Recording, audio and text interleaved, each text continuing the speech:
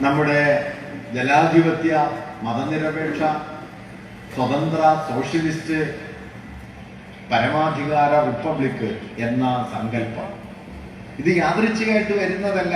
ഇപ്പോ 49 നവംബർ 26 ഭരണഘടന അംഗീകരിക്കപ്പെട്ടെങ്കിലും റിപ്പബ്ലിക്കായി ഇന്ത്യ നിലവിൽ വരുന്നത് പിന്നെയും 2 മാസം കഴിഞ്ഞാണ്, 1950 ജനുവരി 26. ഈ 2 മാസത്തെ കാലദൈർഘ്യം ഇടവേള അതിനുള്ളിൽ വരുന്നതിനും ചരിത്രപരമായ കാരണമുണ്ട്. 1930 ജനുവരിയിലാണ് ദേശീയ പ്രസ്ഥാനം പൂർണ്ണ സ്വാതന്ത്ര്യം എന്ന പ്രമേയം ആദ്യമായി അംഗീകരിച്ചത്. 1930 ജനുവരിയിൽ ചേർന്ന സമ്മേളനത്തിലാണ്. അതിന്റെ 20ാം വാർഷികം വരെ കാത്തിരുന്നിട്ടാണ് 20ാം വാർഷികത്തിലാണ് നമ്മളൊരു ആധുനിക റിപ്പബ്ലിക്കായി സ്വയം രൂപാന്തരപ്പെടുന്നത്. അതുകൊണ്ട് 19ാം നൂറ്റാണ്ട് മുതലോ അല്ലെങ്കിൽ ഹിന്ദുത്വവാദികൾ ഇന്ന് പ്രചരിപ്പിക്കുന്നത് പോലെയോ പ്രാചീനകാലം മുതൽ നിലനിൽക്കുന്ന ഒരു ഭാരത ഭൂഖണ്ഡത്തിന്റെ ആർഷഭാരതം എന്നൊക്കെ അവർ വിശേഷിപ്പിക്കുന്ന ഒരു ദേശസങ്കല്പത്തിന്റെ വെറുമൊരു തുടർച്ചയല്ല ആധുനിക ഇന്ത്യ. ഇന്ത്യയുടെ പേരെന്താവണം എന്നത് ഭരണഘടനാ അസംബ്ലിയിൽ വലിയ തർക്കമായിരുന്നു. ഹിന്ദുസ്ഥാൻ എന്ന് വാദിക്കപ്പെടുന്നുണ്ട്, പാകിസ്ഥാന് ബദലായി ഭാരതം എന്ന് വാദിക്കുന്നുണ്ട്, ഭാരതഖണ്ഡം എന്ന് വാദിക്കുന്നുണ്ട്, ഹിന്ദ് എന്ന് വാദിക്കുന്നുണ്ട്. ഇത്തരം വാദങ്ങളൊക്കെ നിലനിൽക്കെയാണ് അംബേദ്കർ നിർദ്ദേശിച്ച ഇന്ത്യ ഓർ ഭാരത് എന്ന വാക്ക് സ്വീകരിക്കപ്പെടുന്നത്. അത് വെറുതെ സ്വീകരിക്കപ്പെട്ടതല്ല. ഓരോ വാക്കിന്റെ തെരഞ്ഞെടുപ്പിലും എത്രയോ ചർച്ചകൾ നടന്നു. നിങ്ങൾക്കിപ്പോ കൗതുകമുള്ളൊരു കാര്യം ഞാൻ പറയാം. നമ്മുടെ ആമുഖം, ഭരണഘടനയുടെ ആമുഖം ഏറ്റവും അവസാനമാണ് അസംബ്ലി ചർച്ച ചെയ്തത്. ഭരണഘടന തുടങ്ങുന്നത് അതിലാണെങ്കിലും മറ്റെല്ലാ വകുപ്പുകളും അംഗീകരിച്ചതിന് ശേഷമാണ് ആമുഖം ചർച്ചയ്ക്കെടുത്തത്. നിങ്ങൾക്കറിയുമല്ലോ, പ്രസിദ്ധമായ ആമുഖമാണ് we the people of India, നമ്മൾ ഇന്ത്യയിലെ ജനങ്ങൾ എന്നാണ് അത് തുടങ്ങുന്നത്. ആ ആമുഖം ചർച്ചയ്ക്ക് വന്ന സമയത്ത് ഭരണഘടനാ അസംബ്ലി അംഗങ്ങളിൽ ഒരാളായ വലതുപക്ഷ രാഷ്ട്രീയ നിലപാടുള്ള HV കാമത്ത് എന്നു പേരായ ഒരു അംഗം ഭരണഘടന ഇങ്ങനെയല്ല ആരംഭിക്കേണ്ടത് എന്ന് പറയുകയും ഭരണഘടന ദൈവനാമത്തിൽ ആരംഭിക്കണം എന്ന ഒരു ഭേദഗതി നിർദ്ദേശിക്കുകയും ചെയ്തു. യൂറോപ്പിലെ രാജ്യങ്ങളിലൊക്കെ in the name of God, ദൈവനാമത്തിൽ, മതരാഷ്ട്രങ്ങൾ പൊതുവെ ദൈവനാമത്തിലാണ് ആരംഭിക്കുക. യൂറോപ്പിലെ ചില മതനിരപേക്ഷ രാഷ്ട്രങ്ങളുടെയും ഭരണഘടന വളരെ പ്രാചീനമായതുകൊണ്ട് ദൈവനാമത്തിൽ ആരംഭിക്കുന്ന സമ്പ്രദായം ചിലയിടങ്ങളിലുണ്ട്. ആ മാതൃക സ്വീകരിക്കണം എന്ന് അദ്ദേഹം ആവശ്യപ്പെട്ടു. അന്ന് ഭരണഘടനാ അസംബ്ലിയിലെ അധ്യക്ഷൻ രാജേന്ദ്ര പ്രസാദാണ്. രാജേന്ദ്ര പ്രസാദ് അപ്പൊ പറയുന്നുണ്ട്, നമ്മളൊരു സെക്യുലർ രാജ്യമാകാൻ തീരുമാനിച്ചു കഴിഞ്ഞു, ഒരു മതനിരപേക്ഷ രാഷ്ട്രത്തിന് അതിന്റെ ഭരണഘടന ദൈവനാമത്തിൽ ആരംഭിക്കാൻ കഴിയില്ല, അതുകൊണ്ട് അത് ഒഴിവാക്കണം, ഈ ഭേദഗതി പിൻവലിക്കണം എന്ന് അദ്ദേഹം ആവശ്യപ്പെട്ടെങ്കിലും കാമത്ത് പിൻവലിക്കാനായിട്ട് തയ്യാറായില്ല. കാമത്ത് മിക്കവാറും നിങ്ങൾ ഭരണഘടനാ അസംബ്ലി ചർച്ചകൾ വായിച്ചു നോക്കിയാൽ ഏത് ചർച്ചയ്ക്കും ഒരു ഭേദഗതി നിർദ്ദേശിക്കുന്ന ഒരാളാണ് അദ്ദേഹം. എല്ലാ ചർച്ചയിലും അദ്ദേഹം ഇടപെടും, എന്തെങ്കിലും അഭിപ്രായ വ്യത്യാസങ്ങളൊക്കെ പറയും. ബംഗാളിൽ നിന്നുള്ള ഒരു അംഗം ഉണ്ടായിരുന്നു, പൂർണിമ ബാനർജി എന്നു പേരായിട്ടുള്ള ഒരു വനിത. അവര് ഈ ഭേദഗതി പിൻവലിക്കാനായിട്ട് അദ്ദേഹത്തോട് ആവശ്യപ്പെടുകയും അതിന് അവര് മറ്റൊരു കൗതുകമുള്ള കാര്യമാണ് പറഞ്ഞത്, ഈ ഭേദഗതി പിൻവലിച്ചില്ലെങ്കിൽ നമുക്ക് ദൈവത്തെ വോട്ടിനിടേണ്ടി വരും. ദൈവത്തെ വോട്ടിനിടുന്നത് ദൈവത്തിന് നല്ലതല്ല, നമുക്ക് നല്ലതല്ല, അതുകൊണ്ട് ഭേദഗതി പിൻവലിക്കണം എന്ന് പറഞ്ഞു. കാമത്ത് പക്ഷെ പിൻവലിച്ചില്ല. അവസാനം വോട്ടിനിട്ട് 63 വോട്ട് 68 വോട്ട് നാട്ടുകാർക്കും 43 വോട്ട് ദൈവത്തിനും കിട്ടി. അങ്ങനെ ദൈവത്തെ വോട്ടിനിട്ട് പരാജയപ്പെടുത്തിയിട്ടാണ് ഈ രാജ്യം ജനങ്ങളുടേതാണ് എന്ന് തീരുമാനിച്ചത്. മതത്തിൻ്റെതല്ല, ദൈവത്തിൻ്റെയല്ല, ജാതിയുടെയല്ല, we the people of India. ഞാൻ പറയുന്നത് ഈ വാക്ക് വെറും വാക്കല്ല. ആരാണ് ഇന്ത്യ എന്ന ചോദ്യത്തിനുള്ള ഖണ്ഡിതമായ അന്തിമമായ ഉത്തരമാണ് V the people of India. നമ്മൾ ഇന്ത്യയിലെ ജനങ്ങൾ. ഈ ഇന്ത്യയിലെ ജനങ്ങൾ എന്ന് പറയുന്നതിന്റെ സവിശേഷത എന്താണ്? അത് ഒരു മതത്താൽ നിർവചിക്കപ്പെട്ടതല്ല, അതൊരു ജാതിയാലോ ഭാഷയാലോ സംസ്കാരത്താലോ ഒന്നും നിർവചിക്കപ്പെട്ടതല്ല. അങ്ങനെ ഇന്ത്യയെ നിർവചിക്കാനുള്ള ഒരു ശ്രമം ഒരു ഘട്ടത്തിൽ ദേശീയ പ്രസ്ഥാനത്തിൽ തന്നെ ഉണ്ട്. ദേശീയ പ്രസ്ഥാനം 19ാം നൂറ്റാണ്ടിന്റെ അവസാന ദശകങ്ങളിൽ പതുക്കെ വേര് പിടിച്ചു തുടങ്ങുകയും ദേശീയ സ്വാതന്ത്ര്യ സമരം 20ാം നൂറ്റാണ്ടിന്റെ ആദ്യ ദശകങ്ങളിലൊക്കെ പല രൂപത്തിൽ അരങ്ങേറുകയും ചെയ്യുന്ന സമയത്ത് ഇന്ത്യയെക്കുറിച്ചുള്ള അടിസ്ഥാനപരമായ കാഴ്ചപ്പാട് മതാത്മകമാണ്, മതദേശീയതയുടെ സങ്കല്പമാണ്.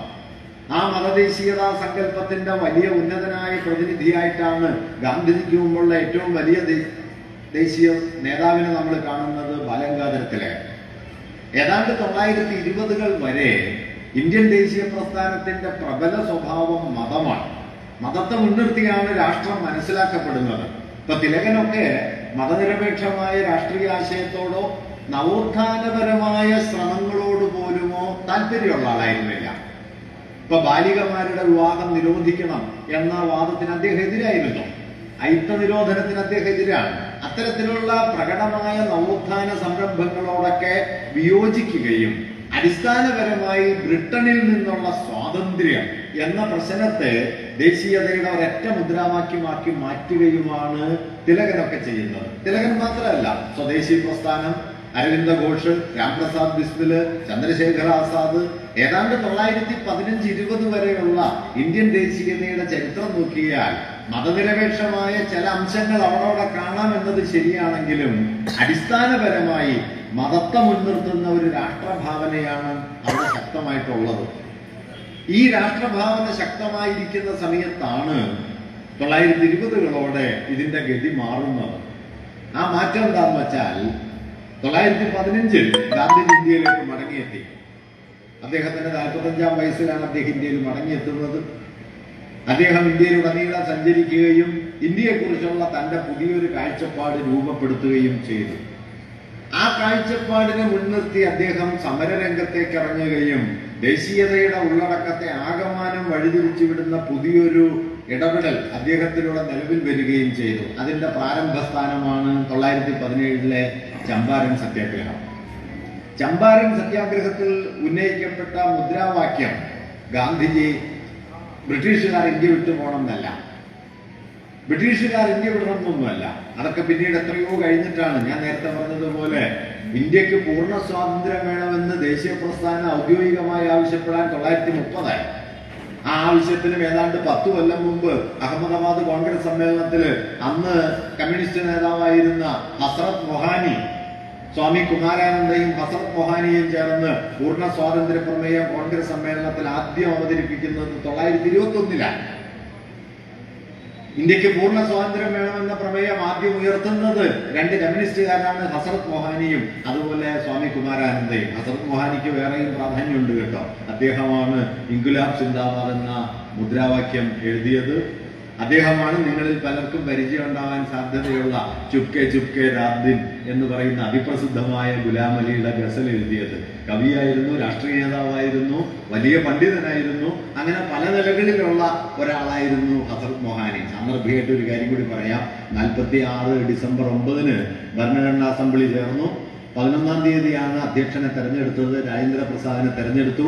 രാജേന്ദ്ര പ്രസാദിനെ നമ്മുടെ അബ്ദുൽ കലാം ആസാദും ആചാര്യ കൃപലാനിയും ചേർന്ന് അധ്യക്ഷ വേദിയിലേക്ക് കൊണ്ടുവരുന്ന സമയത്ത് ഭരണഘടനാ അസംബ്ലിയിൽ മുഴങ്ങിക്കേട്ട 2 മുദ്രാവാക്യങ്ങൾ, ഒന്ന് ഇൻകുലാബ് സിന്ദാബാദ് എന്നാണ്, മറ്റൊന്ന് ജയ് ഹിന്ദ് എന്നതാണ്. ഭാരത് മാതാ കി ജയ് എന്നൊന്നുമല്ല കേട്ടോ. ഇൻകുലാബ് സിന്ദാബാദ് എന്നും ജയ് ഹിന്ദ് എന്നതുമാണ്. ഇൻകുലാബ് സിന്ദാബാദ് എഴുതിയത് ഞാൻ നേരത്തെ പറഞ്ഞ ഹസ്രത്ത് മൊഹാനിയാണ്. ജയ് ഹിന്ദ് ആകട്ടെ സുഭാഷ് ചന്ദ്രബോസിന്റെ നിർദ്ദേശപ്രകാരം ഷെയ്ഖ് സൈനുൽ അബ്ദീൻ എന്ന് പറയുന്ന ഒരു INA പിന്തുണയ്ക്കുന്ന ഒരു പോരാളിയാണ് അത് തയ്യാറാക്കിയത്. ഇതിന് യാദൃച്ഛികമാണെങ്കിലും ഇതിന് ഇന്ത്യ എന്ന ആശയത്തിന്റെ ഒരു വലിപ്പം അതിനകത്തുണ്ട്. രാജേന്ദ്ര പ്രസാദ് അധ്യക്ഷനായി തീരുന്നു. അബ്ദുൽ കലാം ആസാദും ആചാര്യ കൃപലാനിയും അദ്ദേഹത്തെ അധ്യക്ഷ വേദിയിലേക്ക് കൊണ്ടുവരുന്നു. ഇൻകുലാബ് സിന്ദാബാദ് എന്നും ജയ് ഹിന്ദ് എന്നുമുള്ള മുദ്രാവാക്യങ്ങൾ മുഴങ്ങുന്നു. ഈ രാഷ്ട്രം എന്താണ് എന്നതിന്റെ ഉത്തരം കൂടിയാണ് ആ സന്ദർഭം. നിർഭാഗ്യവശാൽ ഇതൊക്കെ നമ്മുടെ ഓർമ്മയിൽ നിന്ന് മഞ്ഞു പോയിക്കൊണ്ടിരിക്കുന്നു. ഇതൊന്നും നമ്മുടെ ഓർമ്മയിലില്ല. ഇന്ന് വിചിത്രമായ വാദങ്ങൾ നേരത്തെ ഇവിടെ സൈനവ് സൂചിപ്പിക്കുകയുണ്ടായി.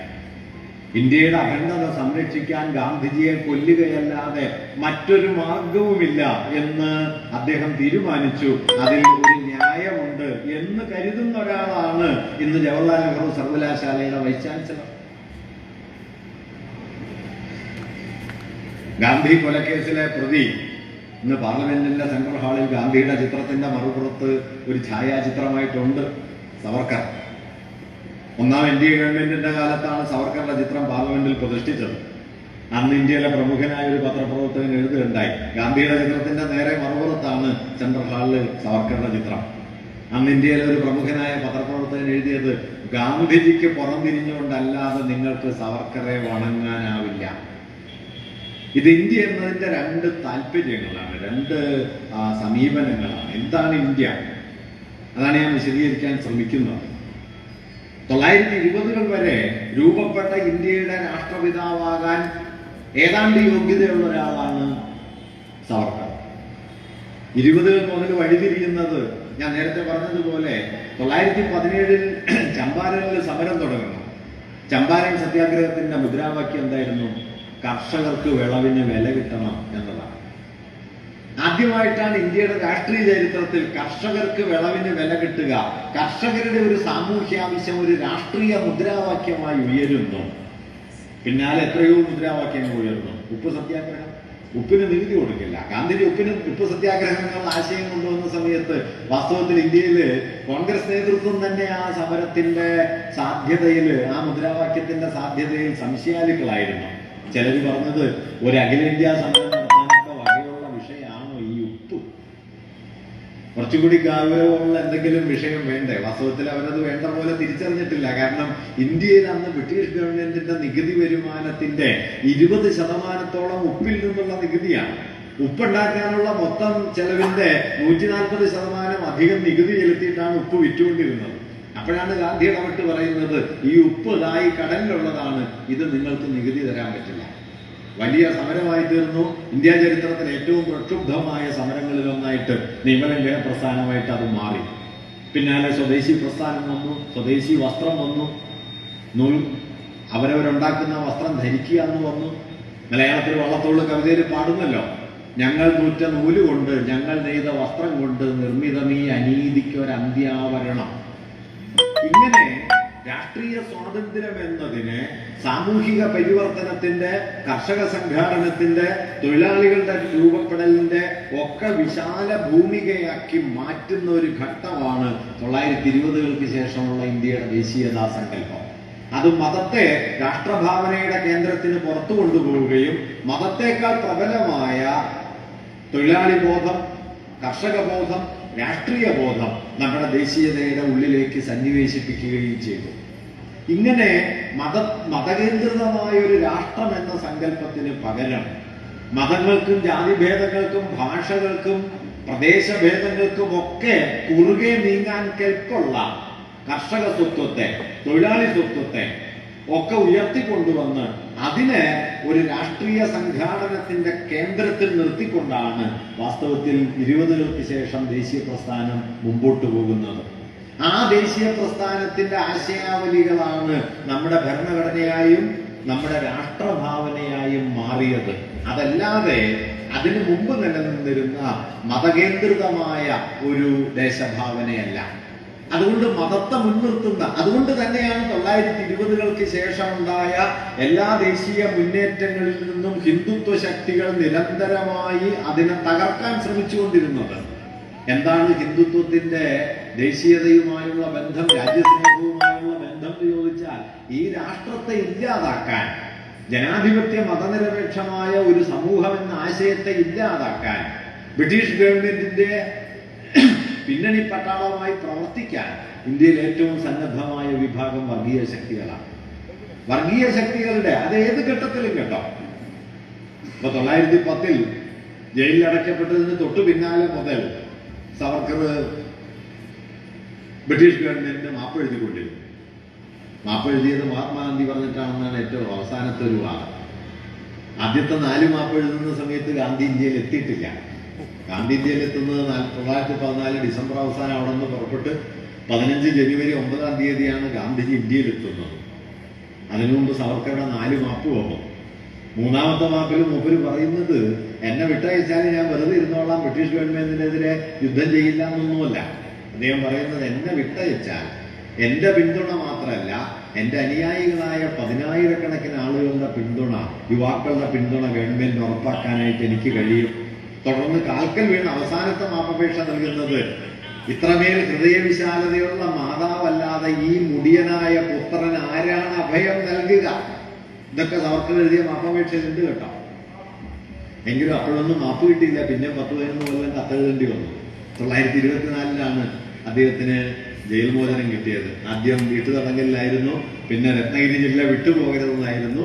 പിന്നീട് ബ്രിട്ടീഷ് ഗവൺമെന്റ് പൂർണ്ണ ബോധ്യം വന്നപ്പോൾ അദ്ദേഹത്തെ സ്വതന്ത്രനാക്കുകയാണ് ചെയ്തത്. അങ്ങനെ സ്വതന്ത്രനായ സന്ദർഭത്തിലാണ് അദ്ദേഹത്തിന്റെ നേതൃത്വത്തിൽ നടന്ന ഗൂഢാലോചനയിലൂടെ മഹാത്മാഗാന്ധിയെ കൊല ചെയ്തത്.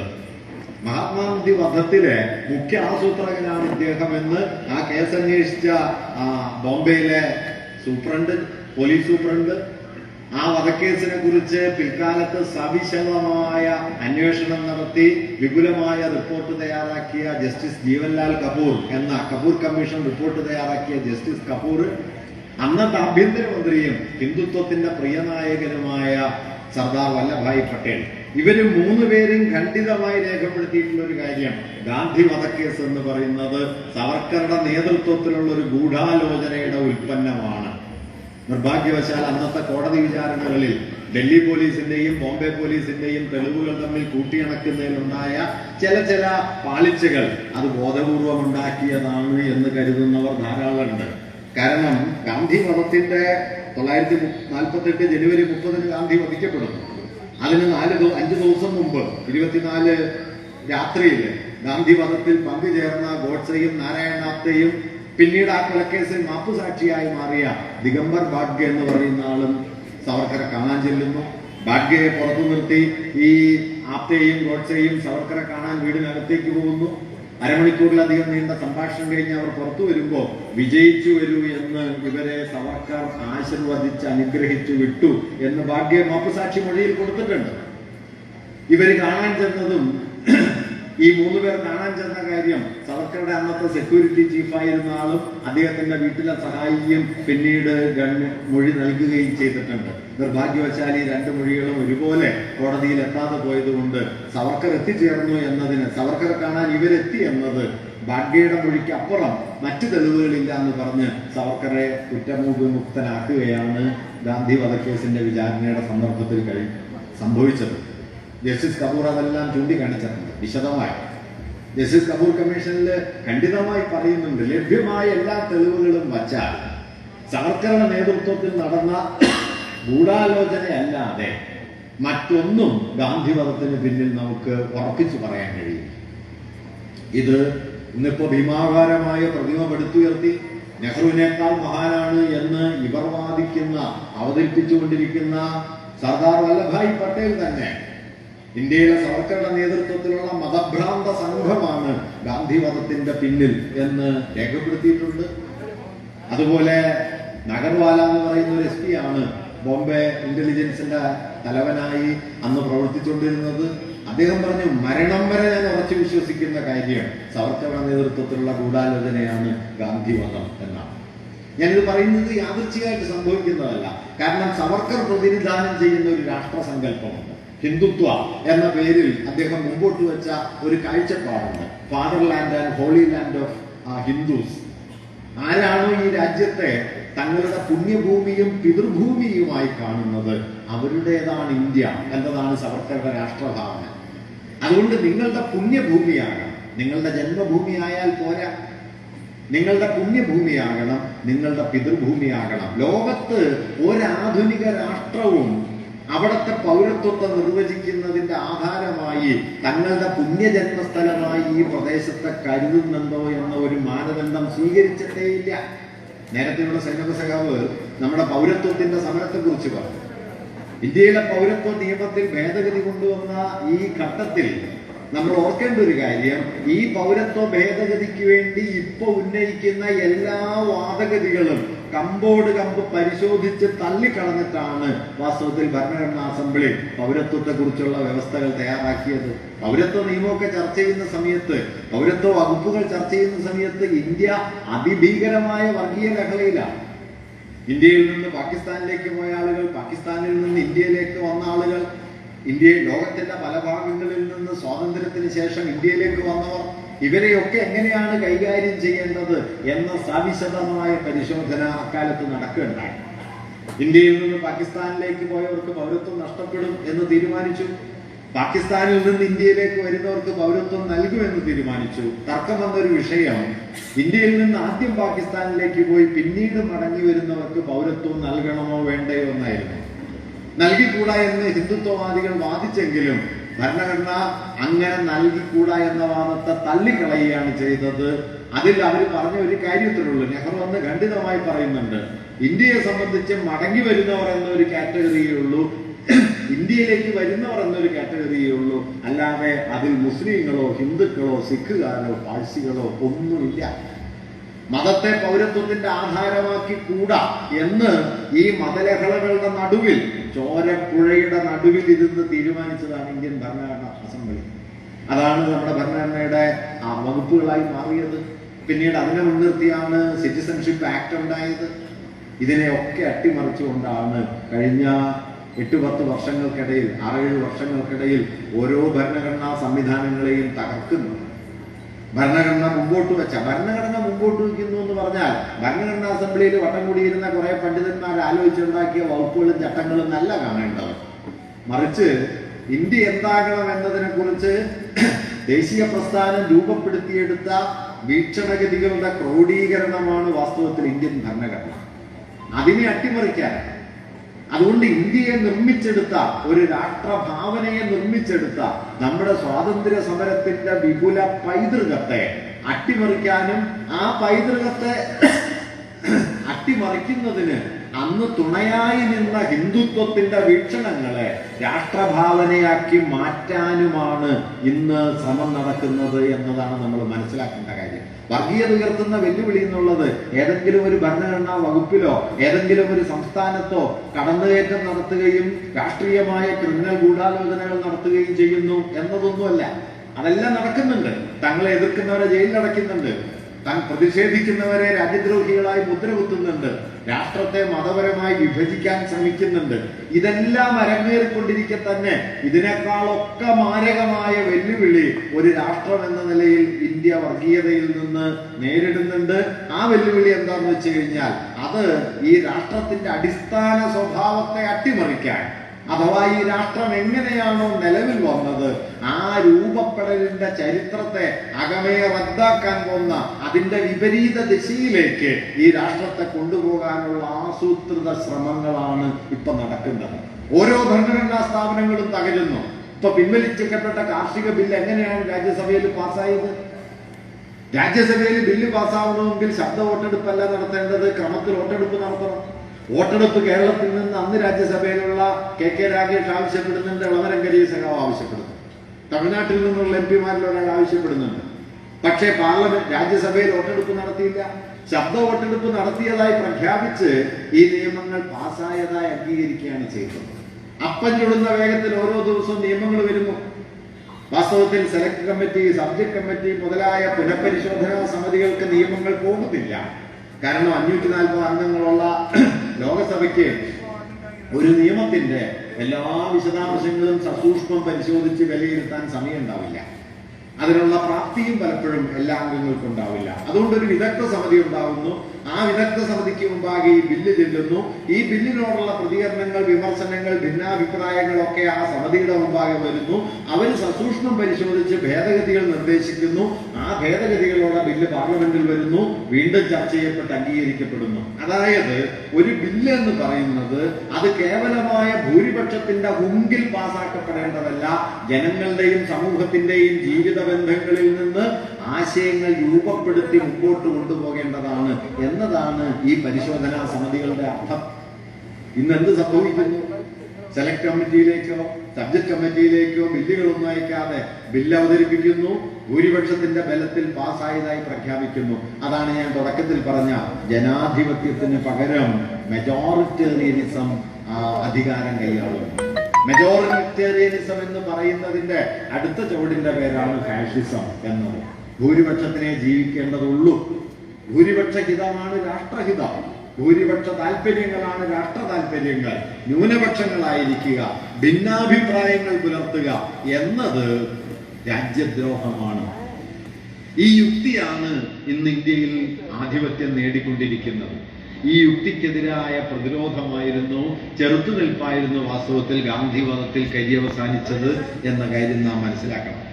ഗാന്ധിജിയെ കൊല ചെയ്യുന്നതിന്റെ അടിസ്ഥാന കാരണങ്ങളിൽ ഒന്ന്, അദ്ദേഹം ഈ വേറിട്ട് നിന്ന മനുഷ്യരുടെ അവകാശാധികാരങ്ങളെ ഭൂരിപക്ഷത്തിന്റെ അവകാശാധികാരങ്ങൾ പോലെ തന്നെ വലുതായി കണ്ടു, അത് ഉറപ്പിച്ചെടുക്കാൻ ശ്രമിച്ചു എന്നതാണ്. അതിനോടുള്ള കടുത്ത വിദ്വേഷം 1948 ജനുവരി 13 ഗാന്ധിജി അവസാനത്തെ സത്യാഗ്രഹത്തിന് പുറപ്പെടുന്നത്. 5 ദിവസം നീണ്ട സത്യാഗ്രഹം. 18 സത്യാഗ്രഹം അദ്ദേഹം പിൻവലിച്ചു. അവസാനത്തെ സത്യാഗ്രഹം സ്വാതന്ത്ര്യപ്രാപ്തിക്ക് തൊട്ടു പിന്നാലെ ഡൽഹിയിൽ ഇറങ്ങേറിയ വമ്പിച്ച കലാപങ്ങൾ, കൂട്ടക്കൊലകൾ, പള്ളികൾ കയ്യേറാൻ, ന്യൂനപക്ഷങ്ങളുടെ സാധന സാമഗ്രികൾ കൊള്ളയടിച്ച് മടങ്ങി വരുന്ന പാകിസ്ഥാനിൽ നിന്ന് തിരിച്ചെത്തിയ ഹിന്ദുക്കളെ മറയാക്കിക്കൊണ്ട് ഡൽഹിയിലെ പള്ളികളും മുസ്ലിങ്ങളുടെ സാധന സാമഗ്രികളും ആകമാനം കൊള്ളയടിക്കുന്ന കൊടുങ്കൊള്ളയുടെ ചരിത്രം. ആ സന്ദർഭത്തിലാണ് ഗാന്ധിജി കൽക്കട്ടയിൽ നിന്ന് ഡൽഹിയിൽ എത്തുന്നത്. ഗാന്ധിജി അത് പരിഹരിക്കാനുള്ള ശ്രമങ്ങൾ നടത്തി. ആ ശ്രമങ്ങളൊക്കെ വേണ്ടത്ര വിജയിക്കുന്നില്ല എന്ന് കാണുമ്പോഴാണ് തന്റെ ജീവിതത്തിലെ അവസാനത്തെ സത്യാഗ്രഹത്തിലേക്ക് ഗാന്ധിജി തിരിയുന്നത്. ഹിന്ദുക്കളും മുസ്ലിങ്ങളും സമ്പൂർണമായ ആയുധം താഴെ വയ്ക്കാതെ താൻ നിരാഹാരം അവസാനിപ്പിക്കില്ല എന്ന് പറഞ്ഞ് അദ്ദേഹം 48 ജനുവരി 13 അവസാന നിരാഹാരം ആരംഭിക്കുന്നു. 5 ദിവസത്തെ അദ്ദേഹത്തിന്റെ നിരാഹാരം പൂർത്തിയാകുമ്പോൾ ഡൽഹി ശാന്തമായി. ആ ഡൽഹിയിലുണ്ടായ ശാന്തതയും ഒപ്പം അദ്ദേഹം മുന്നോട്ട് വെച്ച മറ്റൊരു ആവശ്യം കൂടിയുണ്ട്.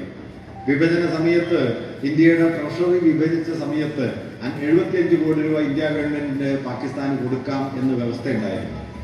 അതിൽ 20 കോടി രൂപ കൊടുത്തു. അതിന് പിന്നാലെ ഇന്ത്യ പാക് യുദ്ധം വന്നു. യുദ്ധം വന്ന സന്ദർഭത്തിൽ അവശേഷിക്കുന്ന 55 കോടി കൊടുക്കാൻ ഇന്ത്യ ഗവൺമെന്റ് മടി കാണിച്ചു. അങ്ങനെ മടി കാണിച്ച സമയത്ത് ഗാന്ധിജി ആവശ്യപ്പെട്ടത് ഈ 55 കോടി പാകിസ്ഥാന് കൊടുക്കണം എന്ന്. ഇന്ന് നിങ്ങൾക്ക് ആലോചിക്കാൻ പോലും പറ്റില്ല. ഈ രാജ്യത്തെ ആക്രമിച്ച ഒരു രാജ്യത്തിന് നിങ്ങൾ കൊടുക്കാനുള്ള പണം കൊടുക്കണമെന്ന് ആവശ്യപ്പെട്ട് ഈ രാഷ്ട്രത്തിലെ ഗവൺമെന്റിനെതിരെ ഒന്നാമത്തെ നിരാഹാരം കിടക്കുന്ന ആള് ഇന്ത്യയുടെ രാഷ്ട്രപിതാവാണ്. ഇങ്ങനെ കൂടിയാണ് ഇന്ത്യയായി തീർന്നത്. ആ പാരമ്പര്യത്തിന്റെ കൂടി പേരാണ്. അല്ലാതെ ഭൂരിപക്ഷ ഹിതത്തിന്റെയും അപ്പപ്പട്ട രൂപപ്പെടുന്ന വികാരങ്ങളുടെയും പുറകിൽ ശത്രുതയെ തങ്ങളുടെ രാഷ്ട്രത്തിന്റെ അടിസ്ഥാന യുക്തിയാക്കി മാറ്റുന്ന മതഭ്രാന്തിലേക്ക് ഈ രാജ്യം വഴുതിപ്പോകാതിരിക്കാനുള്ള എല്ലാ കരുതലും വാസ്തവത്തിൽ നമ്മുടെ ഭരണഘടനാ അസംബ്ലി ചർച്ചകളിലുണ്ടായിരുന്നു. അംബേദ്കർ പറയുന്ന വളരെ പ്രധാനപ്പെട്ട ഒരു കാര്യമാണ്. അത് അംഗീകരിക്കപ്പെട്ടില്ല. അദ്ദേഹം പറഞ്ഞു, ഇന്ത്യൻ ഭരണഘടനയിലും ഇന്ത്യൻ ഭരണ സംവിധാനത്തിലും ഭൂരിപക്ഷ വർഗീയത പിടിമുറുക്കാതിരിക്കണമെങ്കിൽ ഇന്ത്യൻ പാർലമെന്റിൽ അംഗങ്ങളാകാവുന്ന സവർണ ഹിന്ദുക്കളുടെ എണ്ണത്തിൽ ക്രമം വേണം, നിജപ്പെടുത്തണം. 540 അംഗ പാർലമെന്റിൽ എത്ര സവർണ ഹിന്ദുക്കളാകാം എന്നതിന് വ്യവസ്ഥ വേണം. ആ വ്യവസ്ഥയുടെ പ്രാധാന്യം നിങ്ങൾക്ക് മനസ്സിലാവുക. 80 അംഗങ്ങളാണ് യു പിയിൽ നിന്ന് പാർലമെന്റിൽ എത്തുന്നത്. യു പിയിലെ ജനസംഖ്യയിൽ 20% മുസ്ലിങ്ങളാണ്. ഈ 80 പേരിൽ ഒരു മുസ്ലിം പോലും ഇല്ല എന്നതാണ് ഇന്നത്തെ യാഥാർത്ഥ്യം.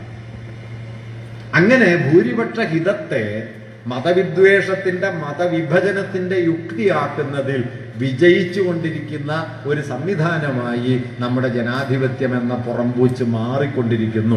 ഈ വിപത്ത് ചൂണ്ടിക്കാണിച്ചിട്ടാണ് ജനസംഖ്യാനുപാതികമായിട്ടോ 50%-ത്തിലധികം വരാത്ത നിലയിലോ ഇന്ത്യയിലെ മതവിഭാഗങ്ങളുടെ അംഗസംഖ്യ പാർലമെന്റിൽ നിജപ്പെടുത്തണം എന്ന നിർദ്ദേശം അംബേദ്കർ മുമ്പോട്ട് വെച്ചത്. ഞാൻ തുടക്കത്തിൽ പറഞ്ഞതുപോലെ അദ്ദേഹം നൽകിയ ഏറ്റവും വലിയ കരുതൽ, അദ്ദേഹത്തിന്റെ ഏറ്റവും കാതലായ നിർദ്ദേശങ്ങളിലൊന്ന് രാഷ്ട്രീയ ഭൂരിപക്ഷത്തെ വർഗീയ ഭൂരിപക്ഷം കൊണ്ട് മറികടക്കാൻ അനുവദിക്കരുത് എന്നതാണ്. നിർഭാഗ്യവശാൽ നമ്മുടെ ജനാധിപത്യത്തിന് അതിനുള്ള ബലം ഇപ്പോഴും കൈവന്നിട്ടില്ല. രാഷ്ട്രീയ ജനാധിപത്യത്തെ വർഗീയ ജനാധിപത്യമാക്കാനും വർഗീയ ഭൂരിപക്ഷമാക്കാനും അത് ജനാധിപത്യമാണ് എന്ന തെറ്റിദ്ധാരണയെ ഉറപ്പിച്ചെടുക്കാനും കഴിയുന്നു. അതുകൊണ്ട് ഭരണഘടനയുടെ ഓരോ തത്വങ്ങളും ലംഘിക്കപ്പെടുന്നു. ഇപ്പോൾ കർഷക ബില്ല് പാസ്സാകുന്നു. ഇന്ത്യൻ ഭരണഘടന അനുസരിച്ച് കൃഷി സംസ്ഥാന വിഷയമാണ്, വിദ്യാഭ്യാസം സംസ്ഥാന വിഷയമാണ്. പുതിയ വിദ്യാഭ്യാസ നിയമം വന്നു, ന്യൂ എഡ്യൂക്കേഷൻ പോളിസി. നേരത്തെ ഇവിടെ സൂചിപ്പിച്ചതുപോലെ നഴ്സറി മുതൽ ഗവേഷണ മേഖല വരെ എങ്ങനെയാണ് ആസൂത്രണം ചെയ്യപ്പെടേണ്ടത് എന്ന് തീരുമാനിക്കുന്നത് കേന്ദ്ര സർക്കാരാണ് എന്ന് വരുന്നു. വാസ്തവത്തിൽ ഇന്ത്യ എന്ന് പറയുന്നത് ഏകീകൃതമായ ഒരു സമൂഹമോ ഒരു സംസ്കാരമോ ഭാഷയോ മതമോ ഒന്നുമല്ല. എത്രയോ വൈവിധ്യപൂർണങ്ങളായ സംസ്കാരങ്ങളും ഭാഷകളും ജീവിതക്രമങ്ങളും തമ്മിൽ കലർന്നുണ്ടായതാണ് ഇന്ത്യ. അതല്ലാതെ ഒരു പാരമ്പര്യം കൊണ്ടോ ഒരു മതം കൊണ്ടോ നിങ്ങൾക്ക് ഇന്ത്യയെ വിശദീകരിക്കാനേ കഴിയില്ല. അതുകൊണ്ട് ഇന്ത്യ എന്ന് പറയുന്ന അടിസ്ഥാന ആശയത്തെ മതത്തിന്റെയും വർഗീയതയുടെയും ഒക്കെ ക്രമത്തിന് പുറത്തു കൊണ്ടുവരാനുള്ള ഏറ്റവും പ്രധാനപ്പെട്ട ഒരു ശ്രമം എന്ന നിലയിലാണ് ഫെഡറലിസത്തെ ഭരണഘടന മുമ്പോട്ട് വെച്ചത്. ഈ ഗവൺമെന്റ് ചെയ്തുകൊണ്ടിരിക്കുന്ന ഏറ്റവും പ്രധാനപ്പെട്ട കാര്യം ഈ ഫെഡറൽ സംവിധാനത്തെ തകർക്കലാണ്. ഇപ്പൊ പുതിയ എഡ്യൂക്കേഷൻ പോളിസി നോക്കൂ. വാസ്തവത്തിൽ ഭരണഘടനയില് വിദ്യാഭ്യാസം സ്റ്റേറ്റ് വിഷയമാണ്. 1965-66 ഘട്ടത്തിലാണ് ആദ്യത്തെ വലിയ വിദ്യാഭ്യാസ കമ്മീഷൻ വരുന്നത്, Kothari commission. Kothari commission Indian വിദ്യാഭ്യാസത്തെ ആകമാനം അഴിച്ചു പണിയുന്നതിന്റെ വ്യവസ്ഥകൾ നൽകി. പക്ഷെ ആ നിർദ്ദേശങ്ങൾ നടപ്പിലാക്കാൻ കേന്ദ്ര സർക്കാരിന് അധികാരമില്ല. വിദ്യാഭ്യാസം സംസ്ഥാന വിഷയമായതുകൊണ്ട് കേന്ദ്രത്തിന് ഇടപെടാൻ കഴിയുന്നില്ല എന്ന ന്യായം പറഞ്ഞാണ് 70കളുടെ തുടക്കത്തിൽ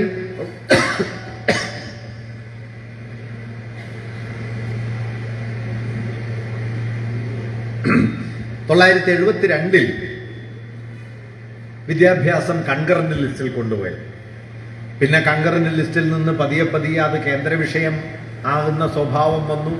ഇപ്പൊ നോക്കിയാൽ വിദ്യാഭ്യാസത്തിന്റെ എല്ലാ കാര്യങ്ങളും തീരുമാനിക്കുന്നത് കേന്ദ്രമായിട്ടാണ്. കേരളത്തിലെ ഒരു സർവകലാശാലയിൽ ഏതേത് കോഴ്സുകൾ നടത്തണം, എങ്ങനെയൊക്കെ കോഴ്സുകൾ ക്രമീകരിക്കണം, എങ്ങനെ ബിരുദക്രമം ഉണ്ടാക്കണം, എല്ലാം. വാസ്തവത്തിൽ എന്തുകൊണ്ടാണ് ഫെഡറലിസത്തിൽ ഇത് സ്റ്റേറ്റ് വിഷയമായത്? ഇപ്പൊ മണിപ്പൂരിന്റെ വിദ്യാഭ്യാസ ആവശ്യങ്ങളും കേരളത്തിന്റെ വിദ്യാഭ്യാസ ആവശ്യങ്ങളും ഒന്നല്ല. 100% സാക്ഷരതയുള്ള ഉന്നത വിദ്യാഭ്യാസത്തിലേക്ക് വലിയ തോതിൽ ആളുകൾ കടന്നു ചെല്ലുന്ന ഒരു സമൂഹത്തിന്റെ വിദ്യാഭ്യാസപരമായ ആവശ്യങ്ങളിൽ നിന്ന് എത്രയോ വ്യത്യസ്തമായിരിക്കും സാക്ഷരത 50% പോലും ഇല്ലാത്ത, അല്ലെങ്കിൽ 30-40% ഉന്നത വിദ്യാഭ്യാസം വളരെ പിന്നോക്കാവസ്ഥയിലുള്ള ഒരു സമൂഹത്തിന്റെ ആവശ്യങ്ങൾ. അതുകൊണ്ട് ഓരോ സമൂഹവും അവരവരുടെ ആവശ്യങ്ങളെ മുൻനിർത്തി വിദ്യാഭ്യാസം സംവിധാനം ചെയ്യുക, ഗവേഷണങ്ങൾ ആസൂത്രണം ചെയ്യുക, സാമൂഹികമായ ഫലങ്ങൾ അതിൽ നിന്നുളവാക്കുക എന്ന സങ്കല്പത്തിലാണ് വിദ്യാഭ്യാസത്തെ ഫെഡറൽ സംവിധാനമാക്കി മാറ്റിയത്, സ്റ്റേറ്റ് വിഷയമാക്കി മാറ്റിയത്. ഈ ഫെഡറലിസത്തിന്റെ എല്ലാ തത്വങ്ങളെയും റദ്ദാക്കിക്കൊണ്ട് ഫെഡറലിസത്തിന് പകരം ഏകീകൃതമായ ഒരു പ്രസിഡൻഷ്യൽ മാതൃകയെ അതിലേക്ക് ഉയർത്തിക്കൊണ്ടുവന്ന് സർവാധികാരിയായ ഒരു പ്രസിഡന്റ്, ഒരു രാജ്യം, ഒരു ജനത, ഒരു ഭാഷ, ഒരു സംസ്കാരം, ഒരു തെരഞ്ഞെടുപ്പ് എന്നിങ്ങനെ ഒന്നിന്റെ യുക്തിയെ വൈവിധ്യങ്ങൾക്ക് മുകളിൽ ആസൂത്രിതമായി അടിച്ചേൽപ്പിച്ച് ഈ രാഷ്ട്രത്തിന്റെ അടിസ്ഥാന പ്രകൃതത്തെ അട്ടിമറിക്കാനാണ് വാസ്തവത്തിൽ ഇന്ന് ശ്രമം നടക്കുന്നത്. വിദ്യാഭ്യാസമില്ലാതായിരുന്നു, കാർഷിക ബില്ലാതായിരുന്നു, അനവധി ബില്ലുകളിൽ ഇപ്പൊ ഒരു ഭാഷ എന്ന ആശയം വരുന്നു, ഒരു തെരഞ്ഞെടുപ്പ്, ഒരൊറ്റ തെരഞ്ഞെടുപ്പ്, സംസ്ഥാനത്തേക്കും പാർലമെന്റിലേക്കും എല്ലാം ചേർന്ന ഒറ്റ തെരഞ്ഞെടുപ്പ് എന്ന യുക്തി അവതരിപ്പിക്കപ്പെട്ടുകൊണ്ടിരിക്കുന്നു.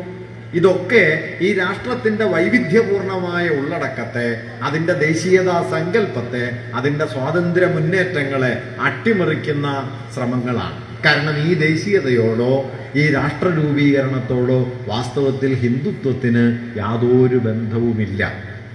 ഹിന്ദുത്വം ഉയർത്തിക്കൊണ്ടുവരാൻ ശ്രമിച്ച രാഷ്ട്രഭാവന 1920കളിൽ പിൻവാങ്ങി. ഞാൻ നേരത്തെ പറഞ്ഞതുപോലെ ഗാന്ധിയുടെ നേതൃത്വത്തിൽ തൊഴിലാളികളുടെ, കർഷകരുടെ, സാമാന്യ ജനങ്ങളുടെ ഒരു പുതിയ രാഷ്ട്രബോധം ഉയർന്നു വന്നു. ഇതേ സമയത്താണ് കർഷക പ്രസ്ഥാനങ്ങൾ ഉണ്ടാകുന്നത്, വിദ്യാർത്ഥി സംഘടനകൾ ഉണ്ടാകുന്നു, യുവജന പ്രസ്ഥാനങ്ങൾ ഉണ്ടാകുന്നു, കമ്മ്യൂണിസ്റ്റുകൾ ഉണ്ടാകുന്നു, സോഷ്യലിസ്റ്റുകൾ ഉണ്ടാകുന്നു.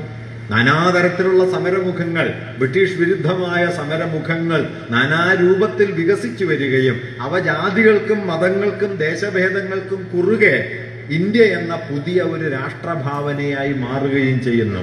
ആ രാഷ്ട്രഭാവനയാണ് നമ്മുടെ ഭരണഘടനയുടെ പ്രിയാമ്പിളിൽ വരുന്നത്, socialist democratic sovereign secular republic എന്ന ആശയം.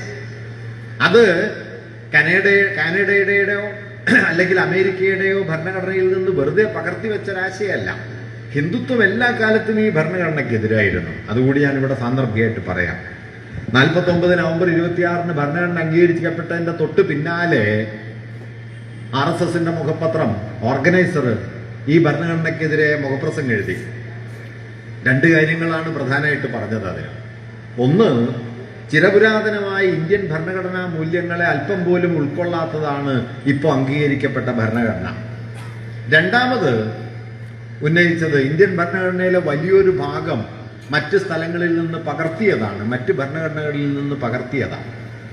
രണ്ടിലും ചില ന്യായങ്ങളുണ്ട്, ചില വസ്തുതകളുണ്ട്. ഒന്ന്, ചിരപുരാതനമായ ഇന്ത്യൻ ഭരണഘടനാ മൂല്യമെന്ന് ഹിന്ദുത്വം കരുതുന്ന മനുസ്മൃതിയിലെയും അതുപോലുള്ള സ്മൃതി പാരമ്പര്യത്തിലെയും എല്ലാ മൂല്യങ്ങളെയും തിരസ്കരിച്ചുകൊണ്ടാണ്, അവയ്ക്കെതിരെയാണ് ഇന്ത്യൻ ഭരണഘടന നിലനിൽക്കുന്നത്. 1927 മനുസ്മൃതി കത്തിച്ച ആളാണല്ലോ അംബേദ്കർ. മനുസ്മൃതി കത്തിക്കുന്നതിന് നേതൃത്വം കൊടുത്ത ഒരാളാണ് ആധുനിക ഇന്ത്യയുടെ ഭരണഘടനാ ശില്പിയായി തീർന്നത് എന്നുള്ളത് യാദൃച്ഛികമല്ല. ഏതിനെയാണ് നമ്മൾ ഇന്ത്യയായി മനസ്സിലാക്കുന്നത്? സഹസ്രാബ്ദങ്ങൾ വൈദിക ബ്രാഹ്മണ്യം കൊണ്ടു നടന്ന ഒരു ജീവിതക്രമത്തെയല്ല, അതിനെതിരെയുള്ള മുഴുവൻ മനുഷ്യരെയും തുല്യാവകാശത്തോടെ കാണുന്ന ഒരു മൂല്യത്തെയാണ് നമ്മൾ ഈ രാഷ്ട്രത്തിന്റെ പൗരത്വത്തിന്റെ ആധാരമായി കാണുന്നത് എന്നത് കൂടിയാണ് അംബേദ്കർ ഭരണഘടനാ ശില്പിയായി എന്നതിന്റെ അർത്ഥം. അതുകൊണ്ട് ആദ്യത്തെ വിമർശനം ഒരർത്ഥത്തിൽ ശരിയാണ്. ഇന്ത്യൻ ഭരണഘടനയിൽ ചിരപുരാതനമായ ബ്രാഹ്മണ്യത്തിന്റെ ഭരണഘടനാ സങ്കല്പങ്ങളോ അല്ലെങ്കിൽ അതിന്റെ മൂല്യങ്ങളോ ഇല്ല എന്നത്. രണ്ടാമത്തേത്, ഇന്ത്യൻ ഭരണഘടനയിൽ ധാരാളം മറ്റ് ഭരണഘടനാ ആശയങ്ങളുണ്ട് എന്നത് ഒരു നിലയിൽ അതിലൊരു വസ്തുതയുണ്ട്. ഇപ്പൊ ലോകത്തെ ഏറ്റവും വലിയ ഭരണഘടനയാണ് നമ്മുടേത്. 1,30,30,000 വാക്കുകളുണ്ട്, വളരെ ബൃഹത്താണ്. എന്തുകൊണ്ടാണ് ഇങ്ങനെ വന്നത്? അതിൽ വലിയൊരു പങ്ക് 1935 ഗവൺമെന്റ് ഓഫ് ഇന്ത്യ ആക്ടിൽ നിന്ന് സ്വീകരിച്ച ഭാഗങ്ങളാണ്. ഈ ചർച്ച അന്നുയർന്നു വന്നിരുന്നു. അംബേദ്കർ ഇതിനോട് പ്രതികരിച്ചുകൊണ്ട് പറഞ്ഞൊരു സവിശേഷമായ കാര്യം, അപ്പോഴാണ് അദ്ദേഹം നമ്മുടെ രാഷ്ട്രചരിത്രത്തിലെ വളരെ പ്രധാനപ്പെട്ട ഒരു പ്രമേയം ചർച്ചയ്ക്ക് വെച്ചത് ഭരണഘടനാപരമായ ധാർമ്മികത, കോൺസ്റ്റിറ്റ്യൂഷണൽ മൊറാലിറ്റി. അദ്ദേഹം പറയുന്നത് എന്താ വെച്ചാൽ, മെച്ചപ്പെട്ട ഒരു ഭരണഘടന ഉണ്ടായി എന്നുള്ളത് കൊണ്ട് മാത്രം ഒരു രാഷ്ട്രം രക്ഷപ്പെടാനൊന്നും പോകുന്നില്ല. മറിച്ച് ഭരണഘടന കൈയാളുന്നവർ ഭരണഘടനാ മൂല്യങ്ങൾക്കനുസൃതമായി അത് കൊണ്ടു നടക്കണം. ഭരണഘടനാ മൂല്യങ്ങൾക്കനുസൃതമായി ഭരണം കൈകാര്യം ചെയ്യാൻ, ഭരണ നിർവഹണം നടത്താൻ ഭരണാധികാരികൾ തയ്യാറായില്ലെങ്കിൽ ഭരണഘടന കൊണ്ട് ഒരു കാര്യവുമില്ല. നമ്മൾ ഇന്നിത് കണ്ടുകൊണ്ടിരിക്കുന്നു. നിങ്ങൾ ജനാധിപത്യം എന്ന് പറയുന്നു, മതനിരപേക്ഷത എന്നത് ഭരണഘടനയുടെ ആമുഖവാക്യമായിരിക്കുന്നു. അങ്ങനെ ഇരിക്കുന്ന ഒരു രാഷ്ട്രത്തിൽ ഒരു മതവിഭാഗത്തിന്റെ ആരാധനാലയം തല്ലി തകർത്ത് അവിടെ മറ്റൊരു വിഭാഗത്തിന് ആരാധനാലയം പണിയണമെന്ന ആവശ്യമുയർത്തിയ കേസ് ഇന്ത്യയിലെ പരമോന്നത നീതിന്യായ കോടതിയുടെ പരിഗണനയ്ക്ക് വരുമ്പോ പള്ളി പൊളിച്ചത് തെറ്റാണ്, കൊടിയ ക്രിമിനൽ കുറ്റമാണ് ആ പൊളിച്ചതിലുള്ളത് എന്ന് പറഞ്ഞതിന് ശേഷം പൊളിച്ച സ്ഥലത്ത് പൊളിച്ചവർക്ക് അമ്പലം പണിയാം എന്ന് വിധിക്കുന്ന കോടതിയാണ് ഇവിടെ ഉള്ളത്. സുപ്രീം കോടതിയിലെ റിട്ടയേർഡ് ജഡ്ജിമാരിൽ ഒരാള് അതേക്കുറിച്ച് ചോദിച്ചത്, അപ്പൊ പൊളിച്ചിട്ടില്ലായിരുന്നുവെങ്കിൽ പൊളിച്ചിട്ട് പണിയാൻ വിധിക്കുമായിരുന്നോ എന്നാണ്. അവര് പൊളിച്ചതുകൊണ്ടാണല്ലോ പൊളിച്ച സ്ഥലത്ത് പണിയാൻ വിധിച്ചത്. ജസ്റ്റിസ് ഗാംഗുലി, ബംഗാളിയാണ്. അദ്ദേഹം ഈ വിധിയോട് പ്രതികരിച്ചത്, അപ്പൊ ഇത് പൊളിച്ചില്ലായിരുന്നെങ്കിൽ നിങ്ങൾ എന്ത് ചെയ്യുമായിരുന്നു? നേരത്തെ ഇവിടെ സഖാവ് സൂചിപ്പിച്ചതുപോലെ കോടതി എന്ന് പറയുന്നത് മധ്യസ്ഥം പറയുന്ന ഏർപ്പാടായി, ഭൂരിപക്ഷ ഹുങ്കിന് ന്യായം ചമയ്ക്കുന്ന ഏർപ്പാടായിട്ട് കോടതി മാറുന്ന സംവിധാനങ്ങളിലേക്ക് നമ്മൾ എത്തിച്ചേരുന്നുണ്ട്. ഭരണഘടനയുടെ ആമുഖത്തിൽ മതനിരപേക്ഷതയുണ്ട്, ഭരണഘടനയുടെ ആമുഖത്തിൽ സാഹോദര്യം എന്ന മൂല്യമുണ്ട്. ഇതെല്ലാം നിലനിൽക്കെ ഇതിനെതിരെയുള്ള അനുദിനമെന്നോണമുള്ള നിയമനിർമ്മാണങ്ങൾ, ഭരണഘടനാ സംവിധാനങ്ങളുടെ അട്ടിമറിക്കലുകൾ നടന്നുകൊണ്ടിരിക്കുന്നു. അതുകൊണ്ടാണ് ഞാൻ നേരത്തെ പറഞ്ഞത്, വർഗീയത ഉയർത്തുന്ന വിപത്ത് എന്നത് വാസ്തവത്തിൽ പ്രതിഷേധിക്കുന്നവരെ തടങ്കിലടക്കുന്നതോ അവരെ കള്ളക്കേസിൽ കൊടുക്കുന്നതോ അവരെ വേട്ടയാടുന്നതോ ഒന്നിലും അവസാനിക്കുന്നില്ല. അതൊക്കെ നിലനിൽക്കുന്നതോടൊപ്പം അതിനേക്കാളൊക്കെ മാരകമായ വിധത്തിൽ ഈ രാഷ്ട്രത്തിന്റെ സ്വഭാവഘടനയെ അട്ടിമറിക്കാൻ പോന്ന ആസൂത്രിത ശ്രമങ്ങളാണ് ഇന്ന് വർഗീയവാദം ഉയർത്തിക്കൊണ്ടിരിക്കുന്നത്. ലളിതമായി പറഞ്ഞാൽ രാജ്യം എന്താണ് എന്ന ചോദ്യത്തിന് V the people of India എന്ന ഉത്തരത്തിന് പകരം ഒരു മതമാണ് രാജ്യം എന്ന ഉത്തരത്തെ ഉറപ്പിച്ചെടുക്കാനുള്ള ശ്രമങ്ങളാണ് ഇന്ത്യയുടെ ഇന്നത്തെ രാഷ്ട്ര ജീവിതത്തിന്റെ കേന്ദ്രം എന്ന് പറയാം. അതുകൊണ്ട്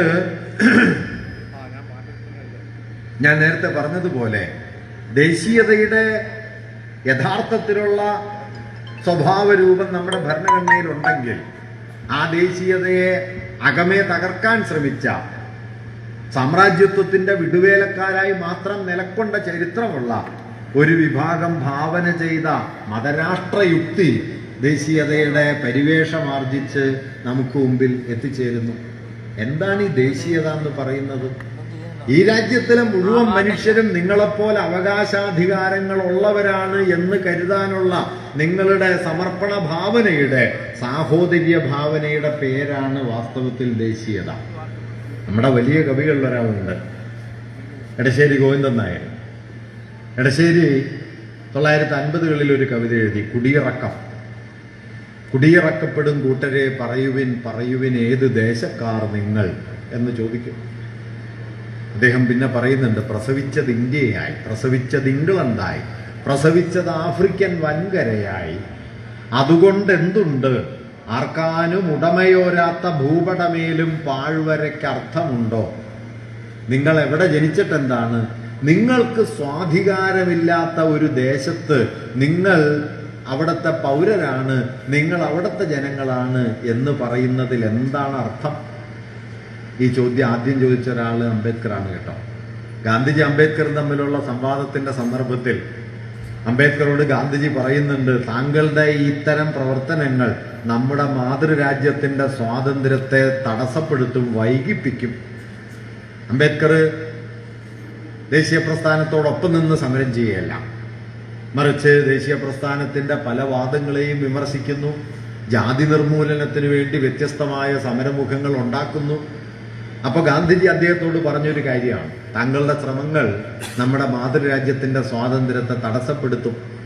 അംബേദ്കർ ഗാന്ധിയോട്, ഗാന്ധി ഞെട്ടിപ്പോയൊരു മറുപടിയാണ് ഗാന്ധിജിയോട് അംബേദ്കർ പറഞ്ഞത്, mister Gandhiji, V don't have a motherland. Gandhiji, ഞങ്ങൾക്കൊരു മാതൃരാജ്യം ഇല്ല. ആരുടെയാണ് മാതൃരാജ്യം?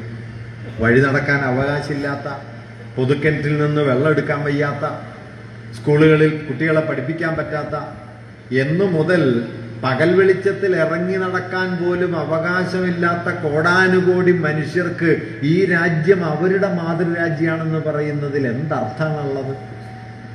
നിങ്ങൾക്ക് എപ്പോഴാണ് രാജ്യം മാതൃരാജ്യമാവുന്നത്? ഇത് നിങ്ങൾക്ക് അവകാശാധികാരങ്ങളുള്ള, നിങ്ങൾക്ക് സ്വാധികാരമുള്ള, നിങ്ങളുടെ ജീവിതം നടപ്പാക്കാവുന്ന ഒരിടമായി ഈ പ്രദേശം മാറുമ്പോഴാണ് അത് മാതൃരാജ്യമാവുന്നത്. അല്ലാതെ നിങ്ങൾക്ക് പുറത്തിറങ്ങാൻ പോലും അവകാശമില്ലാത്തൊരു രാജ്യത്തെ മാതൃരാജ്യം എന്ന് പറയുന്നതിലെ പരിഹാസ്യത, അതാണ് ഗാന്ധിയുടെ അംബേദ്കർ പറഞ്ഞത്, we don't have a motherland. ഞങ്ങൾക്കില്ല. ഗാന്ധിക്ക് പക്ഷെ അത് മനസ്സിലായി. ഗാന്ധിയുടെ വലിയൊരു ഗുണം എന്തായിരുന്നു എന്ന് വെച്ചാൽ, അദ്ദേഹത്തിന് ഈ തിരിച്ചറിവുകൾ വന്നാൽ അദ്ദേഹം അത് തിരുത്തുമായിരുന്നു. ആ സന്ദർഭത്തിന് ശേഷമാണ് ഐത്തോച്ചാടനം എന്നത് അദ്ദേഹത്തിന്റെ രാഷ്ട്രീയ കാര്യ പരിപാടിയിലെ സുപ്രധാന പ്രശ്നമായിട്ട് അദ്ദേഹം ഏറ്റെടുക്കുന്നത്. ഞാൻ പറഞ്ഞു വന്നത്, നമ്മുടെ ഭരണഘടനയിലേക്ക് നോക്കിയാൽ സമീപകാലത്ത് ഇന്ത്യൻ ഭരണഘടനയെക്കുറിച്ച് മൗലികമായ ഒരു ഗ്രന്ഥം വരികയുണ്ടായി. ഗൗതം ഭാട്ടിയുടെ ഒരു പുസ്തകം. ആ പുസ്തകത്തിന്റെ പേര് ട്രാൻസ്ഫോർമേറ്റീവ് കോൺസ്റ്റിറ്റ്യൂഷൻ എന്നാണ്, പരിവർത്തനോന്മുഖമായ ഭരണഘടന. എന്താണ് അദ്ദേഹം ആ ശീർഷകത്തിലൂടെ ഉദ്ദേശിക്കുന്നത്? അദ്ദേഹം പറയുന്നൊരു കാര്യം, ഇന്ത്യൻ ഭരണഘടന ചെയ്യുന്ന ഒരു കാര്യം, ബ്രിട്ടനിൽ നിന്ന് അധികാരം ഇന്ത്യക്കാർക്ക് കൈവരുമ്പോൾ അത് ഇന്ത്യക്കാർ എങ്ങനെ കൊണ്ടു നടക്കണം എന്നതിൻ്റെ രൂപരേഖ മാത്രമല്ല ഇന്ത്യൻ ഭരണഘടന, മറിച്ച് പുതുതായി നിലവിൽ വരുന്ന രാഷ്ട്രം ഇനി അങ്ങോട്ട് എങ്ങനെ പരിവർത്തനപ്പെടണം എന്നതിൻ്റെ നിർദ്ദേശങ്ങളും അതിനുള്ള സമ്മർദ്ദങ്ങളും കൂടി ഉൾക്കൊള്ളുന്നതാണ് ഇന്ത്യൻ ഭരണഘടന. അതുകൊണ്ടാണ് ഭരണഘടനാ വ്യവസ്ഥകളിലൊന്നായിട്ട് അയിത്തം കുറ്റകരമാണ് എന്നതുപോലുള്ള ആചാര വ്യവസ്ഥകൾ ഭരണഘടനയിൽ വന്നത്. സാധാരണ നിലയിൽ ക്രിമിനൽ പ്രൊസീജിയർ കോഡിന്റെ ഭാഗമായിട്ട് വരേണ്ട കാര്യങ്ങളാണ്. ഏതാണ് കുറ്റം, ഏതാണ് കുറ്റമല്ലാത്തത്, അതിനെന്താണ് ശിക്ഷ. പക്ഷേ അയിത്തം കുറ്റകൃത്യമാണ് എന്ന് ഇന്ത്യൻ ഭരണഘടന തന്നെ രേഖപ്പെടുത്തി വയ്ക്കുന്നതിൻ്റെ ഒരു കാരണം, അങ്ങനെ ഇന്ത്യൻ സമൂഹത്തെ അകമേ പരിവർത്തനപ്പെടുത്താനുള്ള സമ്മർദ്ദം കൂടി ഭരണഘടനയിലൂടെ നിലവിൽ വന്നില്ലെങ്കിൽ സ്വാഭാവികമായി ജനാധിപത്യത്തിലേക്ക് ചെന്നു ചേരാൻ ഇന്ത്യയിലെ ഭരണ സംവിധാനത്തിന് കഴിയില്ല. കാരണം ഇന്ത്യൻ ഭരണ നിർവഹണ സംവിധാനം സഹസ്രാബ്ദങ്ങളായി ജാതിബദ്ധമാണ്, അസമത്വം നിറഞ്ഞതാണ്. നേരത്തെ പറഞ്ഞ വിമർശനത്തിന് അംബേദ്കർ പറഞ്ഞ മറുപടിയിൽ ഇതുണ്ടായിരുന്നു. അംബേദ്കർ പറഞ്ഞത്, ഇന്ത്യൻ സമൂഹത്തിന് സ്വാഭാവികമായി ജനാധിപത്യത്തെ ഉൾക്കൊള്ളാൻ പ്രയാസമുണ്ട്. കാരണം ജാതിക്ക് മുകളിൽ കെട്ടിപ്പടുക്കുന്നതാണ്, അസമത്വത്തിന്റെ ശ്രേണീകൃത വ്യവസ്ഥയാണ്. അതുകൊണ്ട് ജനാധിപത്യം എന്നത് ഭരണ നിർവഹണത്തിൽ വരണമെങ്കിൽ ഭരണഘടനാ തത്വം ഔപചാരികമായി പറഞ്ഞാൽ പോരാ, ഒരു സവിശേഷ സന്ദർഭത്തിൽ എങ്ങനെ പ്രവർത്തിക്കണം എന്നതിൻ്റെ വ്യവസ്ഥ കൂടി ഭരണഘടനയിൽ ഉണ്ടാകണം. അതിന് പര്യാപ്തമായ മട്ടിൽ 1935 ബ്രിട്ടീഷുകാരുണ്ടാക്കിയ ഗവൺമെന്റ് ഓഫ് ഇന്ത്യ ആക്ടിലെ വകുപ്പുകളും ചട്ടങ്ങളും ഒക്കെ ഞാൻ അതേപടി ഈ ഭരണഘടനയിൽ ഉൾപ്പെടുത്തിയിട്ടുണ്ട്. അങ്ങനെയാണ് നമ്മുടെ ഭരണഘടന ഇത്രയും വിപുലമായത് എന്ന് അദ്ദേഹം അതിന് മറുപടി നൽകുന്നുണ്ട്. ഞാൻ പറഞ്ഞു വന്നെന്താണെന്ന് വെച്ചാൽ, ഇങ്ങനെ ബ്രിട്ടനിൽ നിന്ന് ഇന്ത്യ അധികാരം നേടുക എന്നത് മാത്രമല്ല ദേശീയതയുടെ അർത്ഥം. മറിച്ച് അങ്ങനെ നിലവിൽ വരുന്ന രാഷ്ട്രം ഏത് തരത്തിലുള്ള രാഷ്ട്രമാകണം? അത് ദൈവത്തിന്റെ രാജ്യമാണോ? അത് മതത്തിന്റെ രാജ്യമാണോ? അതേതെങ്കിലും ഭാഷാ സമൂഹത്തിന്റെ രാജ്യമാണോ? അതോ അത് ഈ രാജ്യത്തെ മുഴുവൻ മനുഷ്യരുടെയും രാജ്യമാണോ? ഈ ചോദ്യത്തിന്, അവസാനത്തെ ചോദ്യത്തിന് ഉത്തരം നൽകിക്കൊണ്ടാണ് വാസ്തവത്തിൽ ഇന്ത്യ നിലവിൽ വന്നത്. ആ ഉത്തരത്തിന്റെ രൂപപ്പെടലിൽ യാതൊരുവിധ പങ്കുമില്ലാത്ത, ഈ രാജ്യത്തെ മുഴുവൻ ജനങ്ങളുടേതുമാണ് ഈ രാഷ്ട്രം എന്ന ആശയത്തെ തകർക്കാൻ തങ്ങളാൽ ആവും വിധം ശ്രമിച്ച രാഷ്ട്രീയ ശക്തിയാണ് ഇന്ത്യയിലെ മതവർഗീയവാദം. ആ മതവർഗീയവാദമാണ് ഇന്ന് ദേശീയതയുടെ പരിവേഷവുമായി നമ്മളെ അഭിസംബോധന ചെയ്യുന്നത്. വാസ്തവത്തിൽ ഹിന്ദുത്വത്തെക്കുറിച്ച് ഉറപ്പിച്ചു പറയാവുന്ന ഒരു കാര്യം, അത് ഇന്ത്യൻ ദേശീയതയുടെ വിപരീത ശക്തിയാണ്. ഇന്ത്യൻ ദേശീയതയ്ക്കെതിരാണ്. ഈ രാഷ്ട്രമായി തീർന്ന 46 ഡിസംബർ 9 മുതൽ 49 നവംബർ 26 വരെ ഭരണഘടനാ അസംബ്ലി രൂപപ്പെടുത്തിയ ഭരണഘടനാ മൂല്യങ്ങൾക്കും പിന്നാലെ നിലവിൽ വന്ന രാഷ്ട്രത്തിന്റെ അടിസ്ഥാന യുക്തിക്കും എതിരായ ഒരു വിഭാഗീയ ശക്തിയാണ് വാസ്തവത്തിൽ ഹിന്ദുത്വം. അതുകൊണ്ടുകൂടിയാണ് ഗാന്ധിജിയെ കൊന്നത്. നാം ഇതൊക്കെ കൂടുതൽ പറഞ്ഞുറപ്പിക്കേണ്ടതുണ്ട്. ഞാനീ ഗാന്ധി വധത്തിൽ സവർക്കർക്കുള്ള പങ്കിനെ കുറിച്ച് ആകാവുന്നിടത്തൊക്കെ ഞാനിപ്പോൾ കൂടുതൽ പറയുന്നുണ്ട്. കാരണം ചിലപ്പോൾ കുറച്ചു കാലം കഴിയുമ്പോൾ ഈ മൂപ്പരായിരിക്കും രാഷ്ട്രപിതാവ്. അപ്പൊ പിന്നെ ഇത് ഈ അളവിൽ പറയാൻ പറ്റുമെന്ന് അറിഞ്ഞുകൂടാ. അതുകൊണ്ട് ഇപ്പൊ പറഞ്ഞു തീർത്തേക്കാന്ന് കരുതാ. പ്രതീക്ഷിക്കാൻ പറ്റൂല. ഇപ്പൊ ഞാൻ പ്രതീക്ഷിച്ചിരുന്നില്ല പാർലമെന്റിൽ എപ്പോഴെങ്കിലും സവർക്കറുടെ ചിത്രം വരുന്നു. ഞാൻ പ്രതീക്ഷിച്ചിരുന്നില്ല. ഗാന്ധി വധക്കേസിൽ 9ാമത്തെ പ്രതിയാണ്. ഗാന്ധി വധക്കേസിനെ കുറിച്ച് അന്വേഷിച്ച ജസ്റ്റിസ് കപൂറും ആ കേസ് അന്വേഷിച്ച പോലീസ് സൂപ്രണ്ടും അന്നത്തെ ആഭ്യന്തരമന്ത്രിയും ഖണ്ഡിതമായി പറഞ്ഞത് ഇദ്ദേഹത്തിന്റെ നേതൃത്വത്തിലുള്ള ഗൂഢാലോചനയാണ് ഗാന്ധി വധത്തിന്റെ അടിസ്ഥാനം എന്നാണ്. അങ്ങനെ ഒരാളുടെ ചിത്രം നമ്മുടെ പാർലമെന്റിലെത്തി. ഇപ്പൊ അദ്ദേഹത്തിന്റെ അനുസ്മരണ ദിവസങ്ങളൊക്കെ വലിയ ദേശസ്നേഹത്തിന്റെ കഥകൾ അദ്ദേഹത്തിന്റെ പേരിൽ അവതരിപ്പിക്കപ്പെടുന്നു. ധീരനായ പോരാളിയായിട്ട് അദ്ദേഹം വാഴ്ത്തപ്പെടുന്നു. അങ്ങനെ പടിപടിയായി കെട്ടിച്ചമയ്ക്കപ്പെടുന്ന പുതിയ നായകബിംബങ്ങൾക്കിടയിൽ ഒരുപക്ഷെ ഗാന്ധിജി കൊല്ലപ്പെട്ട അതേ ദിവസം ഗാന്ധിജിയുടെ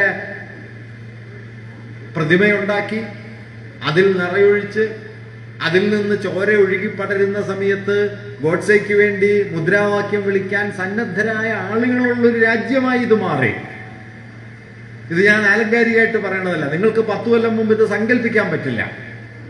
ഗാന്ധിയുടെ പ്രതിമയിലേക്ക് നിറയൊഴിച്ചിട്ട് ചോര പടർന്നൊഴുകുന്ന സമയത്ത് അതിനെ മുൻനിർത്തി ഗോഡ്സേക്ക് മുദ്രാവാക്യം വിളിക്കുകയും അത് ശരിയാണെന്ന് കരുതുകയും ചെയ്യുന്ന ഭ്രാന്ത് ഈ രാജ്യം ഭരിക്കുന്നു. അതുകൊണ്ട് നാം ചിലതൊക്കെ ഇങ്ങനെ ഓർത്തോർത്തുറപ്പിച്ചെടുക്കണം. അതിന് ഫലം ഉണ്ടാവില്ല എന്നുള്ളത് രണ്ടാമത്തെ കാര്യം. പക്ഷെ ഓർത്തോർത്തുറപ്പിച്ചെടുക്കണം.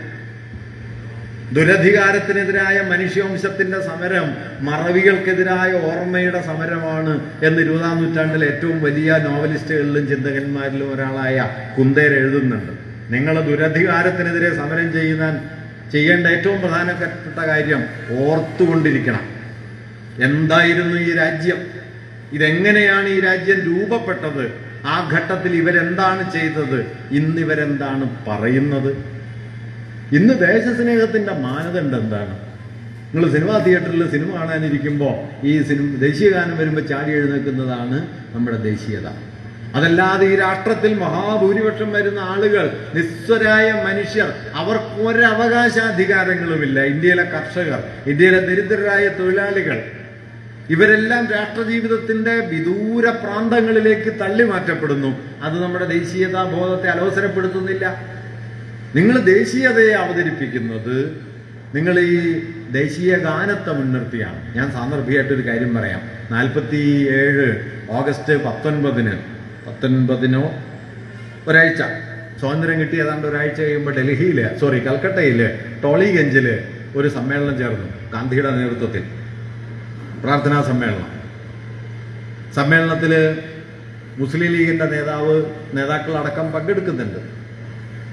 സമ്മേളനത്തിന്റെ വേദിയിൽ ഗാന്ധിയാണ്. സമ്മേളന വേദിയിൽ വന്ദേമാതരം ആലപിക്കപ്പെട്ടു. മുസ്ലിം ലീഗ് നേതാക്കളടക്കം എല്ലാവരും എഴുന്നേറ്റ് വന്നു. വന്ദേമാതരത്തിന് ആദ്യകാലം മുതൽ തന്നെ വലിയ എതിർപ്പുണ്ട്. കാരണം വന്ദേമാതരം അടിസ്ഥാനപരമായി രാഷ്ട്രത്തെ ഒരു മതഭാവനയാക്കി മാറ്റുന്ന ഒരു ഗാനമാണ്. ബങ്കിംചന്ദ്രന്റെ ആനന്ദമഠത്തിലെ എന്ന നോവലിലെ ഒരു പ്രാർത്ഥനയാണ്. അത് ഇന്ത്യയെക്കുറിച്ച് തന്നെയാണ്. പക്ഷെ ആ ഭാവനയിൽ അടിസ്ഥാനപരമായ ഒരു ഹൈന്ദവമായ മതാത്മക ഭാവനയാണ് രാഷ്ട്രം അവിടെ. അതുകൊണ്ട് തന്നെ 19-ാം നൂറ്റാണ്ട് അവസാനം മുതൽ തന്നെ ഇന്ത്യൻ ദേശീയതയെ വന്ദേമാതരവുമായി ബന്ധിപ്പിക്കുന്നതിനോട് ധാരാളം എതിർപ്പുണ്ട്. ഭരണഘടനാ അസംബ്ലിയിൽ ധാരാളം ചർച്ച വന്നു. അവസാനം ജനഗണമനയെ ദേശീയ ഗാനമാക്കി വന്ദേമാതരത്തെ ദേശീയ ഗീതമായി സന്ദർഭോചിതം ആലപിക്കാൻ അനുവാദം നൽകി അവസാനിപ്പിക്കുകയാണ് ചെയ്തത്. ഈ വന്ദേമാതരം ആലപിക്കുന്നു. മുസ്ലിം ലീഗ് നേതാക്കൾ അടക്കം അന്നത്തെ വിഭജനത്തിന്റെയും കലാപത്തിന്റെയും ഒക്കെ സന്ദർഭത്തിൽ ദേശീയ ഗീതത്തെ ആലപിച്ചുകൊണ്ട് എഴുന്നേറ്റ് നിൽക്കുന്നു. എഴുന്നേക്കാതിരുന്ന ഒരേ ഒരാളാ സമ്മേളനത്തിലുണ്ട്, അത് ഗാന്ധിജിയാണ്. ഗാന്ധിജി എഴുന്നേറ്റില്ല. ഗാന്ധിജി പറഞ്ഞൊരു കാര്യം, ഈ ദേശീയ ഗാനം ആലപിക്കുമ്പോൾ എഴുന്നേറ്റ് നിൽക്കുക എന്നൊക്കെ പറയുന്നത് പാശ്ചാത്യമായൊരു ഏർപ്പാടാണ്, അതൊന്നും നമ്മൾ അനുകരിക്കേണ്ട കാര്യമില്ല. ഇന്നാണെങ്കിൽ 124 പ്രകാരം മൂപ്പർക്ക് കേസാണ് രാജ്യദ്രോഹത്തിന്. നോക്കൂ, ഈ കെട്ടിക്കാഴ്ചകളൊന്നുമല്ല രാജ്യം. ഈ രാജ്യബോധം എന്ന് പറയുന്നത് രാജ്യത്ത് അവസാനത്താളെയും പരിഗണിക്കാൻ നിങ്ങളുടെ ഭരണത്തിന് കഴിയുന്നുണ്ടോ? അവരുടെ ദാരിദ്ര്യത്തെ, അവരുടെ യാതനകളെ, അവർ കടന്നുപോകുന്ന സഹനങ്ങളെ, അവരുടെ ജീവിതത്തെ പരിഗണിക്കാൻ നിങ്ങൾക്ക് കഴിയുന്നുണ്ട്? അവസാനത്താളെ കാണുന്നൊരു കണ്ണുണ്ടോ ഇല്ലയോ എന്നുള്ളതാണ് ദേശസ്നേഹത്തിന്റെ, ദേശീയതയുടെ യഥാർത്ഥത്തിലുള്ള മാനദണ്ഡം. അല്ലാതെ ഈ കോപ്പിരാട്ടികളൊന്നുമല്ല. പക്ഷെ ഇന്ന് കെട്ടുകാഴ്ചകൾ പ്രധാനമായി തീരുകയും അടിസ്ഥാന മൂല്യങ്ങൾ അപ്രധാനമായി തീരുകയും ചെയ്യുന്നു എന്നത് നാം കണ്ടുകൊണ്ടിരിക്കുന്നു. അങ്ങനെ മതം കൊണ്ട് ഈ രാഷ്ട്രത്തെ വിഭജിക്കുന്ന യുക്തി, മതമാണ് ഈ രാജ്യത്തിന്റെ ചരിത്രത്തിലെ ഒരേ ഒരു മാനദണ്ഡം എന്ന വാദം വർഗീയവാദികൾ ഉയർത്തുന്നു. നേരത്തെ സൈനബ സഖാവിടെ സൂചിപ്പിച്ച ഒരു പ്രധാന കാര്യമുണ്ട്.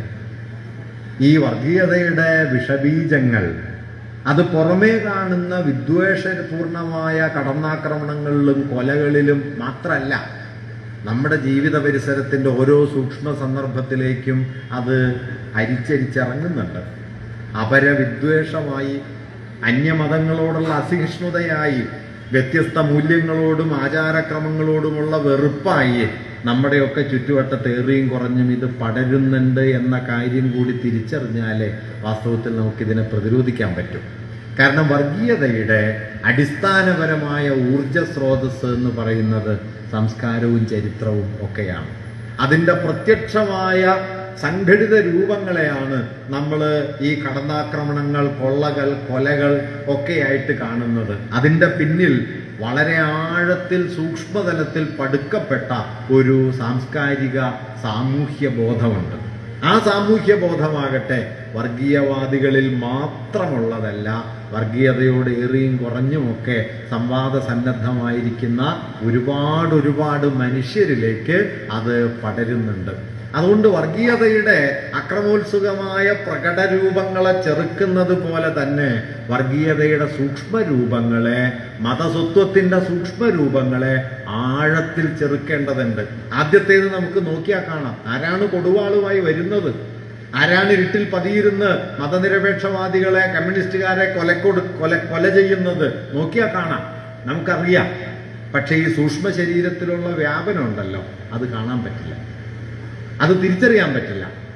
നമ്മളെ തന്നെ വർഗീയവാദികളാക്കാൻ പോകുന്ന മട്ടിൽ നമ്മുടെ ഉള്ളിലേക്ക് കിനിഞ്ഞിറങ്ങുന്ന മതവിദ്വേഷത്തിന്റെ, വെറുപ്പിന്റെ ഒക്കെ അന്തരീക്ഷമുണ്ട്.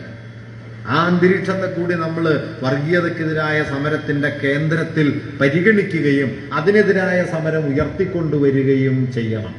അത് കൂടുതൽ പ്രയാസകരമായ ഒരു കാര്യമാണ് എന്നുകൂടി പറയാൻ ഞാൻ ആഗ്രഹിക്കുന്നു. ഇപ്പോ ഇന്ത്യയിൽ, കേരളത്തിൽ നിങ്ങൾ നോക്കിയാൽ, കേരളത്തിലെ ഏറ്റവും വ്യാപകമായി പ്രചരിപ്പിക്കപ്പെട്ട ഒരാശയമാണ് ടിപ്പു സുൽത്താന്റെ മതഭ്രാന്ത് എന്നത്. ഞാനൊരു ഉദാഹരണം സാന്ദർഭികമായി പറയുന്നേ ഉള്ളൂ. ടിപ്പു സുൽത്താൻ ഈ മലബാറിലെ ക്ഷേത്രങ്ങൾ മുഴുവൻ തകർത്തു. മതവിദ്വേഷിയായിരുന്നു. ഹിന്ദുക്കളെ വേട്ടയാടി കൊന്നു. ഇപ്പൊ എന്റെയൊക്കെ നാട്ടിലുള്ള ഒരു പരിപാടി എന്താന്ന് വെച്ചാൽ, ഏതമ്പലം പൊളിഞ്ഞു കിടക്കുന്നുണ്ടെങ്കിലും ടിപ്പു വിളിച്ചാണെന്ന് പറയാം. എൻ്റെ നാട്ടിൽ ടിപ്പു ഒന്നും വന്നിട്ടില്ല കേട്ടോ. പക്ഷെ അമ്പലം പൊളിഞ്ഞെടുപ്പുണ്ടെങ്കിൽ ടിപ്പുവിൻ്റെ അക്കൗണ്ടിലായിരിക്കും. അത് സാർവത്രികമാണ്, അതൊരു പൊതുബോധമായി. വാസ്തവത്തിൽ നിങ്ങൾ ഇന്ത്യൻ ഭരണഘടന എടുത്തു നോക്കിയാൽ, അതിൻ്റെ മൂലപതിപ്പെടുത്തു നോക്കിയാൽ, അതിലെ 16-ാമത്തെ അധ്യായമാണെന്നാണ് എൻ്റെ ഓർമ്മ. 16-ാമത്തെ അധ്യായത്തിൻ്റെ ശീർഷകം 2 ചിത്രങ്ങളുണ്ട് ശീർഷകത്തിനോട് ചേർന്ന്. ഇന്ത്യയിലെ ഏറ്റവും പ്രാമാണികനായ ചിത്രകാരൻ, ദേശീയ പ്രസ്ഥാനത്തിൻ്റെ സമുന്നത പങ്കാളിയായിരുന്ന നന്ദലാൽ ബോസ്, അദ്ദേഹം ശാന്തിനികേതനിൽ അധ്യാപകനായിരുന്നു. അദ്ദേഹവും അദ്ദേഹത്തിന്റെ വിദ്യാർത്ഥികളും ചേർന്നാണ് ഭരണഘടനയിലെ ചിത്രങ്ങളെല്ലാം വരച്ചു ചേർത്തത്. അശോക സിംഹങ്ങളിൽ നിന്നാണ് അത് തുടങ്ങുന്നത്. ഗാന്ധിയുടെ ചിത്രത്തോടെ ഏതാണ്ട് അത് അവസാനിക്കുകയും ചെയ്യുന്നു. ആ ഭരണഘടനയുടെ 16-ാം അധ്യായത്തിന്റെ ഭാഗത്തിന്റെ ആരംഭത്തിലെ 2 ചിത്രങ്ങളിൽ ഒന്ന് ഝാൻസി റാണിയും രണ്ടാമത്തേത് ടിപ്പു സുൽത്താനും. വെറുതെ വന്നതല്ല. അതിനും 2 അധ്യായങ്ങൾക്ക് മുമ്പ് 14-ാം ഭാഗം ആരംഭിക്കുന്നത് അക്ബറുടെ ചിത്രത്തോടെയാണ്. അതിനു മുമ്പ് നിങ്ങൾക്ക് വേദകാല സഭകളെ കാണാം, ബുദ്ധനെ കാണാം, പാരമ്പര്യത്തിന്റെ പല പടവുകൾ. നിങ്ങൾ ഭരണഘടനയുടെ ആമുഖത്തിന്റെ പിന്നാലെ വരുന്ന ചിത്രങ്ങളിലൂടെ മാത്രം സഞ്ചരിച്ചാൽ ഇന്ത്യ എന്ന ആശയത്തെക്കുറിച്ചൊരു സൂചന അതിൽ നിന്ന് കിട്ടും. ഹരപ്പൻ നാഗരികതയിൽ നിന്ന് തുടങ്ങി വേദകാല പാരമ്പര്യങ്ങളിലൂടെ, ബുദ്ധനിലൂടെ, വർദ്ധമാന മഹാവീരനിലൂടെ, അശോകനിലൂടെ, മഹാസാമ്രാജ്യങ്ങളിലൂടെ, മുഗൾ ചക്രവർത്തിമാരിലൂടെ, ഇങ്ങനെ പടിപടിയായി ടിപ്പു സുൽത്താൻ അടക്കമുള്ളവരിലൂടെ പടിപടിയായി വികസിച്ചു വരുന്ന ഇന്ത്യ എന്ന ആശയത്തിന്റെ ഒരു ചിത്രരേഖ കൂടി നമ്മുടെ ഭരണഘടനയിലുണ്ട്. നന്ദലാൽ ബോസ് വരച്ചു ചേർത്തത് യാദൃച്ഛികമല്ല. ഇന്ത്യൻ ഭരണഘടനയിൽ ടിപ്പു സുൽത്താൻ ഉണ്ട് എന്ന് സങ്കല്പിക്കാൻ ഇന്ന് ഇന്ത്യയിലെ 100-90 പേർക്കും കഴിയില്ല.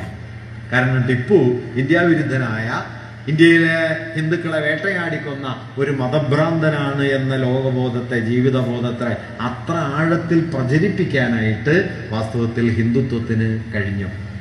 ഞാനിപ്പോ മലബാറിൽ നിൽക്കുകയാണ്. ഈ പ്രദേശങ്ങളിലൊക്കെ ഒരു കാലത്ത് അധികാരത്തിന് വേണ്ടി നടന്ന സംഘർഷങ്ങളിൽ വലിയ പങ്കാളിയായിരുന്നു പഴശ്ശിരാജാവ്.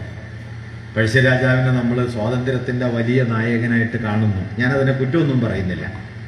പക്ഷെ ഇതേ പഴശ്ശി ടിപ്പു ബ്രിട്ടീഷുകാർക്കെതിരെ പോരാടുന്ന സമയത്ത് ടിപ്പുവിനെതിരെ ബ്രിട്ടീഷുകാരോടൊപ്പം ചേർന്നാണ് നിലകൊണ്ടത് എന്ന കാര്യം നമ്മൾ ഓർക്കണം. 18ഉം 19ഉം നൂറ്റാണ്ടുകളെടുത്താൽ ബ്രിട്ടീഷ് അധികാരവുമായി സന്ധി ചെയ്യാതെ അടിമുടി അവരോട് എതിർത്ത് നിന്ന 2 പേരെ നമ്മൾ കാണുന്നത് മൈസൂരിലാണ്. ഒന്ന് ഹൈദരലിയും പിന്നെ ടിപ്പു സുൽത്താൻ. ഇന്ന് നാം കാണുന്ന ഈ പ്രതാപികൾ, അത് പാലിയത്തച്ഛനാകട്ടെ, അത് വേലുത്തമ്പി ദളവയാകട്ടെ, ടിപ്പു സുൽത്താൻ ആകട്ടെ, നമ്മളീ പറയുന്ന ഏത് പ്രമാണിയുമാകട്ടെ, ബ്രിട്ടീഷ് അധികാരവുമായുള്ള ഒത്തുതീർപ്പുകൾക്കിടയിലുണ്ടായ തർക്കങ്ങളും വൈരുദ്ധ്യങ്ങളുമാണ് അവരെ ബ്രിട്ടീഷ് വിരുദ്ധരാക്കിയത്. ടിപ്പു പക്ഷെ തുടക്കം മുതൽ ബ്രിട്ടീഷ് വിരുദ്ധനാണ്.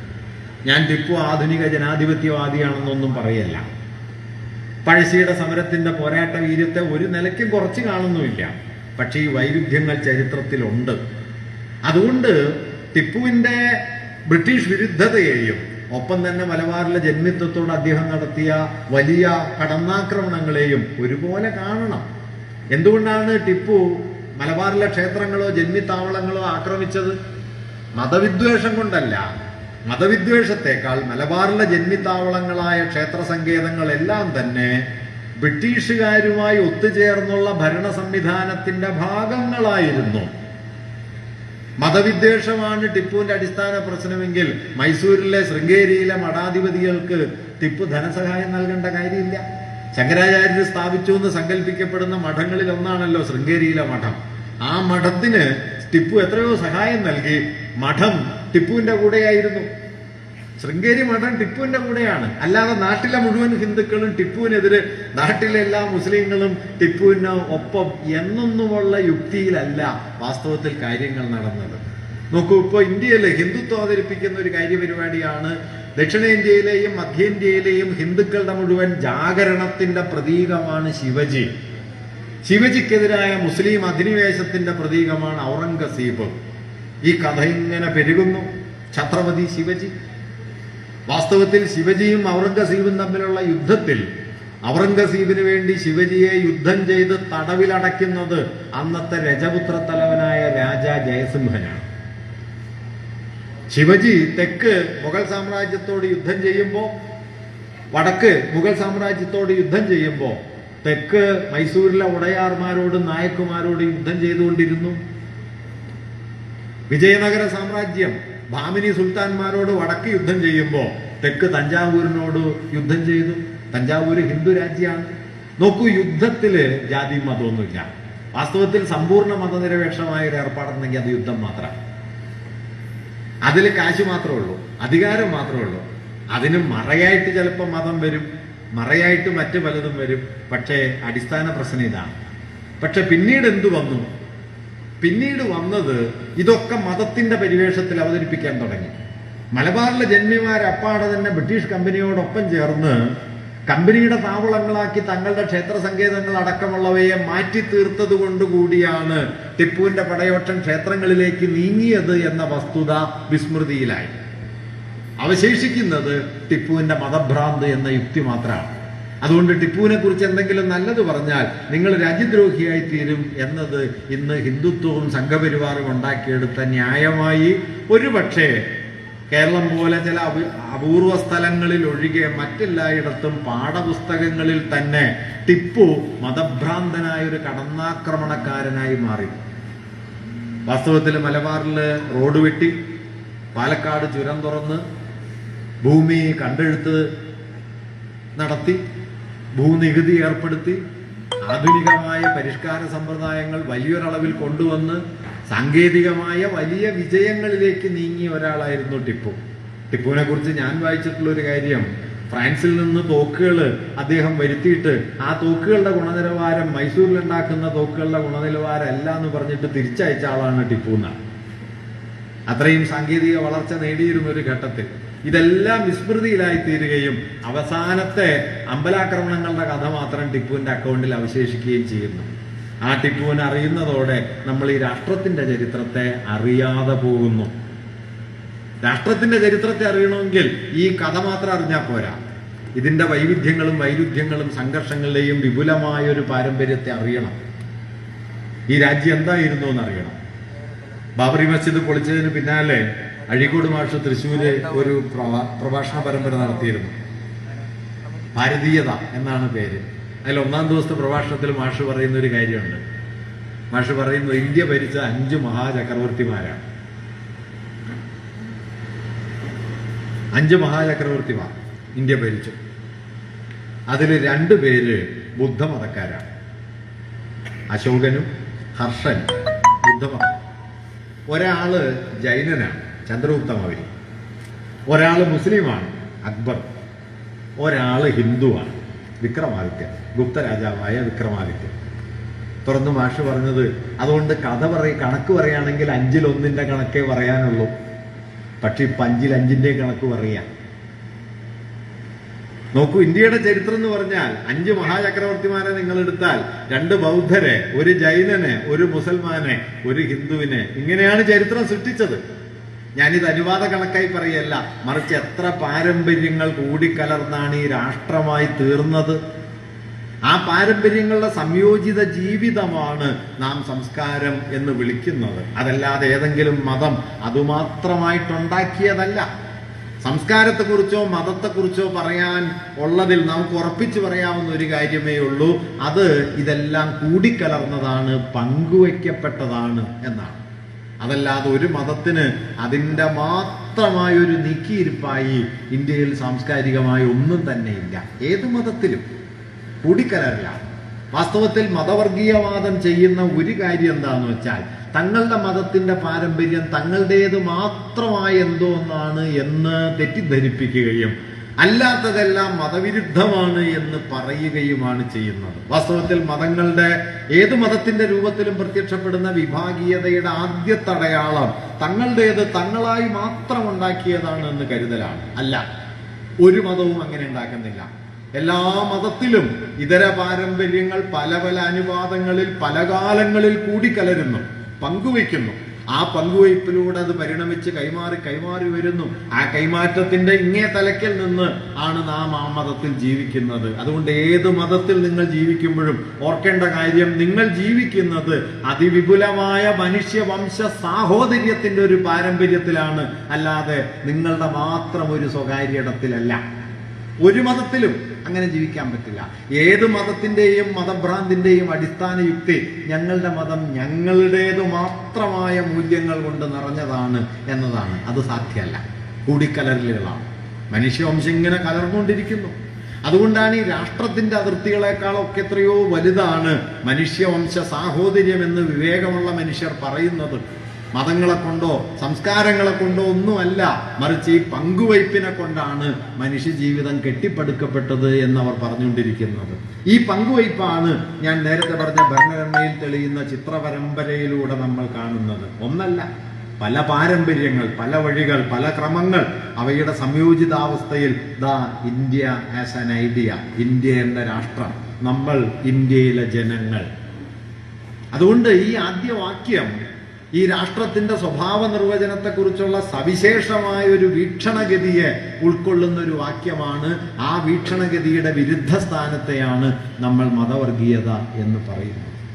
അങ്ങനെ ഈ രാഷ്ട്രത്തിന്റെ സഹജമായ ചരിത്രത്തെ അട്ടിമറിച്ച് ദേശീയ സ്വാതന്ത്ര്യത്തിന് വേണ്ടി അത് നടത്തിയ വലിയ പോരാട്ടങ്ങളെ പിന്നിൽ നിന്ന് കുത്തി അതിന്റെ വിപരീത മൂല്യങ്ങളെ മാത്രം ഉൾക്കൊണ്ട് ജീവിച്ച ഒരു പാരമ്പര്യം ഇന്ന് ദേശാഭിമാനത്തെക്കുറിച്ച്, രാജ്യത്തെക്കുറിച്ച്, രാജ്യസ്നേഹത്തെക്കുറിച്ച് നമ്മോട് പറയുന്നതിൻ്റെ വൈപരീത്യങ്ങളാണ്. അതിൻ്റെ വിരുദ്ധോക്തികളുടെ നടുവിലാണ് വാസ്തവത്തിൽ നമ്മൾ ജീവിക്കുന്നത്. ഞാനൊരു കാര്യം കൂടി സൂചിപ്പിച്ചത് അവസാനിപ്പിക്കാം. ഇതിനെ നമുക്ക് എങ്ങനെയാണ് ചെറുക്കാൻ പറ്റുക? ഇതിനെ ചെറുക്കാനുള്ള ഒരേയൊരു വഴി നമ്മുടെ പങ്കുവയ്പ്പിൻ്റെ പാരമ്പര്യത്തെ, അതിൻ്റെ മൂല്യബോധത്തെ, അത് നൽകുന്ന സാഹോദര്യ ഭാവനയെ പിന്നെയും പിന്നെയും പിന്നെയും ഉയർത്തിപ്പിടിക്കുക എന്നത് മാത്രമാണ്. വേറൊരു വഴിയുമില്ല. അത് നാളെ ഫലം ഉണ്ടാക്കില്ല എന്നുള്ളത് മറ്റൊരു കാര്യം. ഇന്ന് പലപ്പോഴും ഈ അക്കൗണ്ടിൽ, ഈ ഹിന്ദുത്വത്തിന്റെ രാഷ്ട്രീയ അധിനിവേശത്തിന്റെ അക്കൗണ്ടിൽ മറ്റ് പലതരത്തിലുള്ള മതസത്വവാദങ്ങളും മതവർഗീയതയുടെ പ്രച്ഛന്ന രൂപങ്ങളും നമുക്ക് ചുറ്റും അരങ്ങേറുന്നുണ്ട്.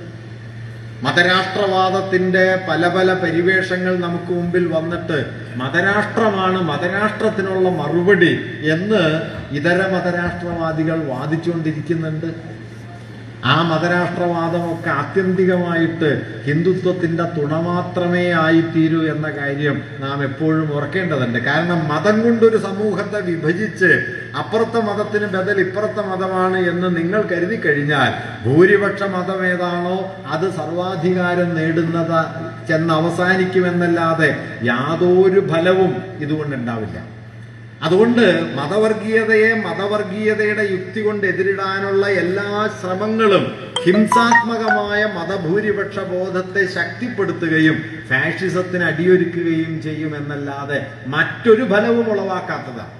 എന്തെല്ലാം വാദങ്ങൾ പറഞ്ഞാലും മതവർഗീയതയുടെ വിപരീത രൂപങ്ങൾ ഭൂരിപക്ഷ മതവർഗീയതയ്ക്കുള്ള ഏറ്റവും പ്രധാനപ്പെട്ട ഇന്ധനമാണ്, അതിൻ്റെ സ്രോതസ്സാണ് എന്ന് നമ്മൾ കാണാതിരുന്നുകൂടാ. അവിടെ നാം എടുക്കേണ്ട ഒരു കരുതൽ, വേട്ടയാടപ്പെടുന്ന മനുഷ്യരുടെ അവകാശാധികാരങ്ങളെ പിന്തുണയ്ക്കാൻ നാം സർവ്വഥാ സന്നദ്ധമായിരിക്കണം.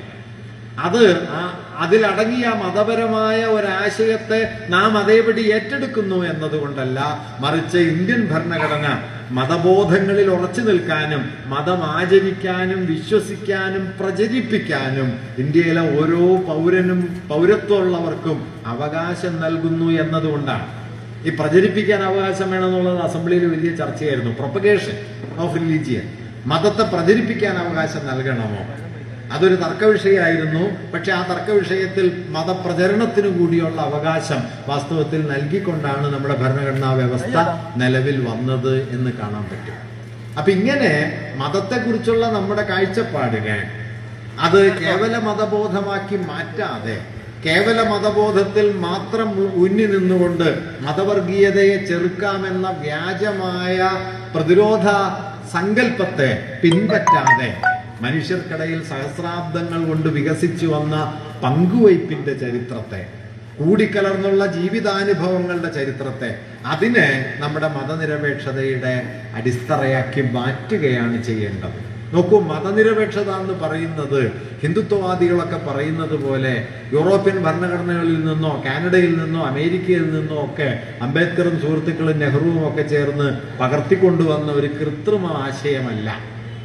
മറിച്ച് ഇന്ത്യയിൽ വ്യത്യസ്ത മതവിഭാഗങ്ങൾ തമ്മിൽ പങ്കുചേർന്ന് ജീവിച്ച് ഈ ജനതയുടെ ജീവിതാനുഭവത്തിൽ നിന്ന് വേരുപിടിച്ച് വളർന്ന ഒന്നിനെയാണ് നാം ഭരണഘടനയിൽ മതനിരപേക്ഷത എന്ന് രേഖപ്പെടുത്തിയിട്ടുള്ളത്. അത് ഈ ജനതയുടെ ജീവിതാനുഭവത്തിന്റെ സ്വാഭാവിക ഫലമാണ്. അതല്ലാതെ പകർത്തിവെക്കപ്പെട്ട എവിടെ നിന്നോ കടത്തിക്കൊണ്ടുവന്ന ഒരു മൂല്യമല്ല. അതുകൊണ്ട് നമ്മുടെ ചരിത്രാനുഭവത്തിലാണ് മതനിരപേക്ഷതയുടെ വേര്. ആ ചരിത്രാനുഭവത്തെയാണ് ഏതുതരം വർഗീയവാദവും നിഷേധിക്കാൻ ശ്രമിക്കുന്നത്. അതുകൊണ്ട് ഈ പങ്കുവയ്പ്പിനെ ഞാൻ മതനിരപേക്ഷത എന്ന് പറയുന്നത് ഒരു കേവലാശയം എന്നുള്ള നിലയ്ക്കല്ല, ഒരുമിച്ച് ജീവിച്ചതിന്റെ അനുഭവത്തെ, ഒരുമിച്ച് ജീവിച്ചതിന്റെ ജീവിത ബോധ്യങ്ങളെ, അത് നൽകിയ പങ്കാളിത്തത്തെ, അതിന്റെ സാഹോദര്യത്തെ, അതിനെ അടിത്തറയാക്കിക്കൊണ്ട് അതിലുറച്ചു നിന്ന് വർഗീയതക്കെതിരായ സമരങ്ങളെ നാം വികസിപ്പിക്കേണ്ടതുണ്ട് എന്നാണ് ഞാൻ കരുതുന്നത്. വളരെ പ്രയാസകരമായ ഒരു സന്ദർഭത്തിലാണ് നമ്മൾ. കാരണം മതവിദ്വേഷം എന്നത് അത്രമേൽ സഹജവും സ്വാഭാവികവുമായി മാറിത്തീരുന്ന ഒരന്തരീക്ഷം നമ്മുടെ രാഷ്ട്ര ശരീരത്തിൽ വന്നിരിക്കുന്നു. ഇന്ന് നിങ്ങൾക്ക് ഗാന്ധിജി ഉയർത്തിയ പോലൊരു മുദ്രാവാക്യം ഉയർത്താൻ വലിയ പ്രയാസമാണ്. ഈശ്വര അല്ലാ തേരേന എന്നതൊരു പ്രാർത്ഥനായോഗത്തിൽ നിങ്ങൾ ഇന്ന് പറഞ്ഞാൽ നിങ്ങൾക്ക് ആ പ്രാർത്ഥനായോഗത്തെ സൗമ്യമായി അവസാനിപ്പിക്കാൻ കഴിയുമോ എന്നത് സംശയം. ആ നിലയിലേക്ക് നമ്മുടെ മതബോധം മാറി. ഗാന്ധിയുടെ കാലത്തൊക്കെ ഉണ്ട് കേട്ടോ. ഖുറാനിൽ നിന്നുള്ള വരികൾ ഉദ്ധരിച്ചതിന്റെ പേരിൽ അദ്ദേഹത്തിന്റെ പ്രാർത്ഥനായോഗം കലക്കാൻ ഹിന്ദുത്വവാദികൾ ശ്രമിക്കുന്നുണ്ട്. ഗാന്ധി അതിന് വഴങ്ങിയിട്ടില്ല എന്ന് മാത്രമേ ഉള്ളൂ. പക്ഷെ അന്ന് ശ്രമങ്ങളുണ്ട്. അതിനേക്കാൾ എത്രയോ മാരകമായി നമ്മുടെ ജീവിത പരിസരത്ത് ഇത് മാറിയിരിക്കുന്നു. അതുകൊണ്ട് ഞാൻ പറഞ്ഞു വരുന്നൊരു കാര്യം, ഈ ഭരണഘടനാ മൂല്യങ്ങൾ എന്ന് പറയുന്നത് ഏതോ ചില നിയമങ്ങളും വകുപ്പുകളും ചട്ടങ്ങളുമാണ് എന്ന് ധരിക്കാതെ നമ്മുടെ ആധുനിക രാഷ്ട്രത്തിന്റെ നിർമ്മാണത്തിന്റെ പിന്നിലെ സാമൂഹിക ബലങ്ങളും അതിന്റെ കാഴ്ചപ്പാടുകളും സംഘനനം ചെയ്യപ്പെട്ട, കൂടിച്ചേർന്ന് നിൽക്കുന്ന ഒരു മൂർത്തമായ സാമൂഹ്യ ബന്ധമാണ് ഭരണഘടന എന്ന് നാം കാണണം. അതിനെ ഉയർത്തിപ്പിടിക്കുക എന്നുള്ളതിന്റെ അർത്ഥം അതിൽ തെറ്റേയില്ല, അതിൽ യാതൊരു മാറ്റവും ഇനി ഒരു കാലത്തും വരേണ്ടതില്ല, അവസാനത്തെ സത്യം ദാ ഇതിൽ പറഞ്ഞിരിക്കുന്നു എന്നൊന്നുമല്ല. മറിച്ച് നമ്മുടെ ചരിത്രാനുഭവത്തിന്റെ ഒരു സവിശേഷ സ്വഭാവം അതിലുണ്ട്. ഈ രാഷ്ട്രം എന്താണ് എന്നതിന്റെ ഒരു ഉത്തരമുണ്ട്. ആ ഉത്തരത്തിന്റെ വിപരീതമായ മറ്റൊരു തലത്തെ ഹിന്ദുത്വം ഉയർത്തിക്കൊണ്ടുവരാൻ ശ്രമിക്കുമ്പോൾ ഈ ഉത്തരത്തെ ഉയർത്തിപ്പിടിക്കാൻ നമുക്ക് കൂടുതൽ ബാധ്യത വരുന്നു. കാരണം ഈ രാഷ്ട്രത്തെ അതല്ലാതാക്കാനുള്ള വലിയ ശ്രമം നടക്കുന്നു. ഞാൻ നേരത്തെ പറഞ്ഞതുപോലെ ഏകീകൃതമായ തെരഞ്ഞെടുപ്പ്, ഒരൊറ്റ രാജ്യം, ഒരൊറ്റ ഭാഷ, ഒരൊറ്റ സംസ്കാരം, ഒരൊറ്റ തെരഞ്ഞെടുപ്പ്, ഒരൊറ്റ നേതാവ് എന്നിങ്ങനെ സർവാധിപത്യത്തിന്റെ ആശയാവലികൾ ഏകതയുടെ പരിവേഷത്തിൽ നമ്മുടെ മുമ്പിൽ അനുദിനം എന്നോണം വന്നുകൊണ്ടിരിക്കുമ്പോൾ നാം വൈവിധ്യങ്ങളെ ഉയർത്തിപ്പിടിക്കണം, വ്യത്യാസങ്ങളെ മാനിക്കണം. ആ വ്യത്യാസങ്ങളിലൂടെ ഞാൻ തുടക്കത്തിൽ പറഞ്ഞൊരു വാക്യത്തിലേക്ക് തിരിച്ചു വരട്ടെ, വേറിട്ട് നിൽക്കാനും ആ വേറിട്ട് നിൽക്കലിന്റെ പേരിൽ വേട്ടയാടപ്പെടാതിരിക്കാനുമുള്ള ഒരു അവകാശത്തെ സംരക്ഷിക്കലാണ് ജനാധിപത്യത്തെ സംരക്ഷിക്കൽ. ഭൂരിപക്ഷ ഹിതത്തിന്റെ നടപ്പാകലല്ല, മറിച്ച് വ്യത്യസ്തതകളുടെ നിലനിൽപ്പാണ്. ആ വ്യത്യസ്തതകളുടെ നിലനിൽപ്പിന് വേണ്ടിയുള്ള ഒരുപക്ഷെ വളരെ പ്രയാസകരമായ ഒരു സമരത്തിന്റെ സന്ദർഭത്തിലാണ് നമ്മൾ ഒത്തുകൂടുന്നത്. എത്ര പ്രയാസകരമാണെങ്കിലും പക്ഷെ ഈ സമരം നമുക്ക് മുമ്പോട്ട് കൊണ്ടുപോയേ പറ്റൂ. ഇപ്പൊ ചില സമരങ്ങളുടെ ഒരു പ്രത്യേകത എന്താണെന്ന് വെച്ചാൽ അത് വിജയിക്കുകയോ പരാജയപ്പെടുമോ എന്നുള്ളത് സമരത്തിന്റെ ഒരു പരിഗണനാ വിഷയമല്ല, ആ പ്രശ്നം ഉന്നയിക്കുക എന്നുള്ളതാണ്. നോക്കൂ, നീതി എന്നത് ചരിത്രത്തിൽ ഇതുവരെ 100% സാക്ഷാത്കരിക്കപ്പെട്ടിട്ടേ ഇല്ല എന്നതുകൊണ്ട് നീതി എന്നത് അപ്രസക്തമായ ഒരു ആശയമാകുന്നില്ല. അതിനുള്ള ഒരു സമരവും പാഴായി പോകുന്നുമില്ല. അതുകൊണ്ട് നീതിക്ക് വേണ്ടിയുള്ള, മനുഷ്യ സാഹോദര്യത്തിന് വേണ്ടിയുള്ള ഈ സമരത്തെ മുമ്പോട്ട് കൊണ്ടുപോകുക എന്ന വലിയ രാഷ്ട്രീയ ഉത്തരവാദിത്വം, വലിയ നൈതിക ഉത്തരവാദിത്വം, ഞാനൊരു കൂടി പടി കടന്നു പറയുകയാണ്, വലിയ ധാർമ്മിക ഉത്തരവാദിത്വം നമുക്കുണ്ട്. ആ ഉത്തരവാദിത്വം ഏറ്റെടുക്കുക എന്നതാണ് വ്യക്തികളെന്ന നിലയ്ക്ക് നമുക്കിന്ന് നിറവേറ്റാനുള്ളത് എന്ന് ഞാൻ കരുതുന്നു. അതിനുള്ള പ്രേരണയായി ഈ ആലോചനകൾ മാറിത്തീരണമെന്ന് ആഗ്രഹിക്കുന്നു. എല്ലാവർക്കും എൻ്റെ നമസ്കാരം.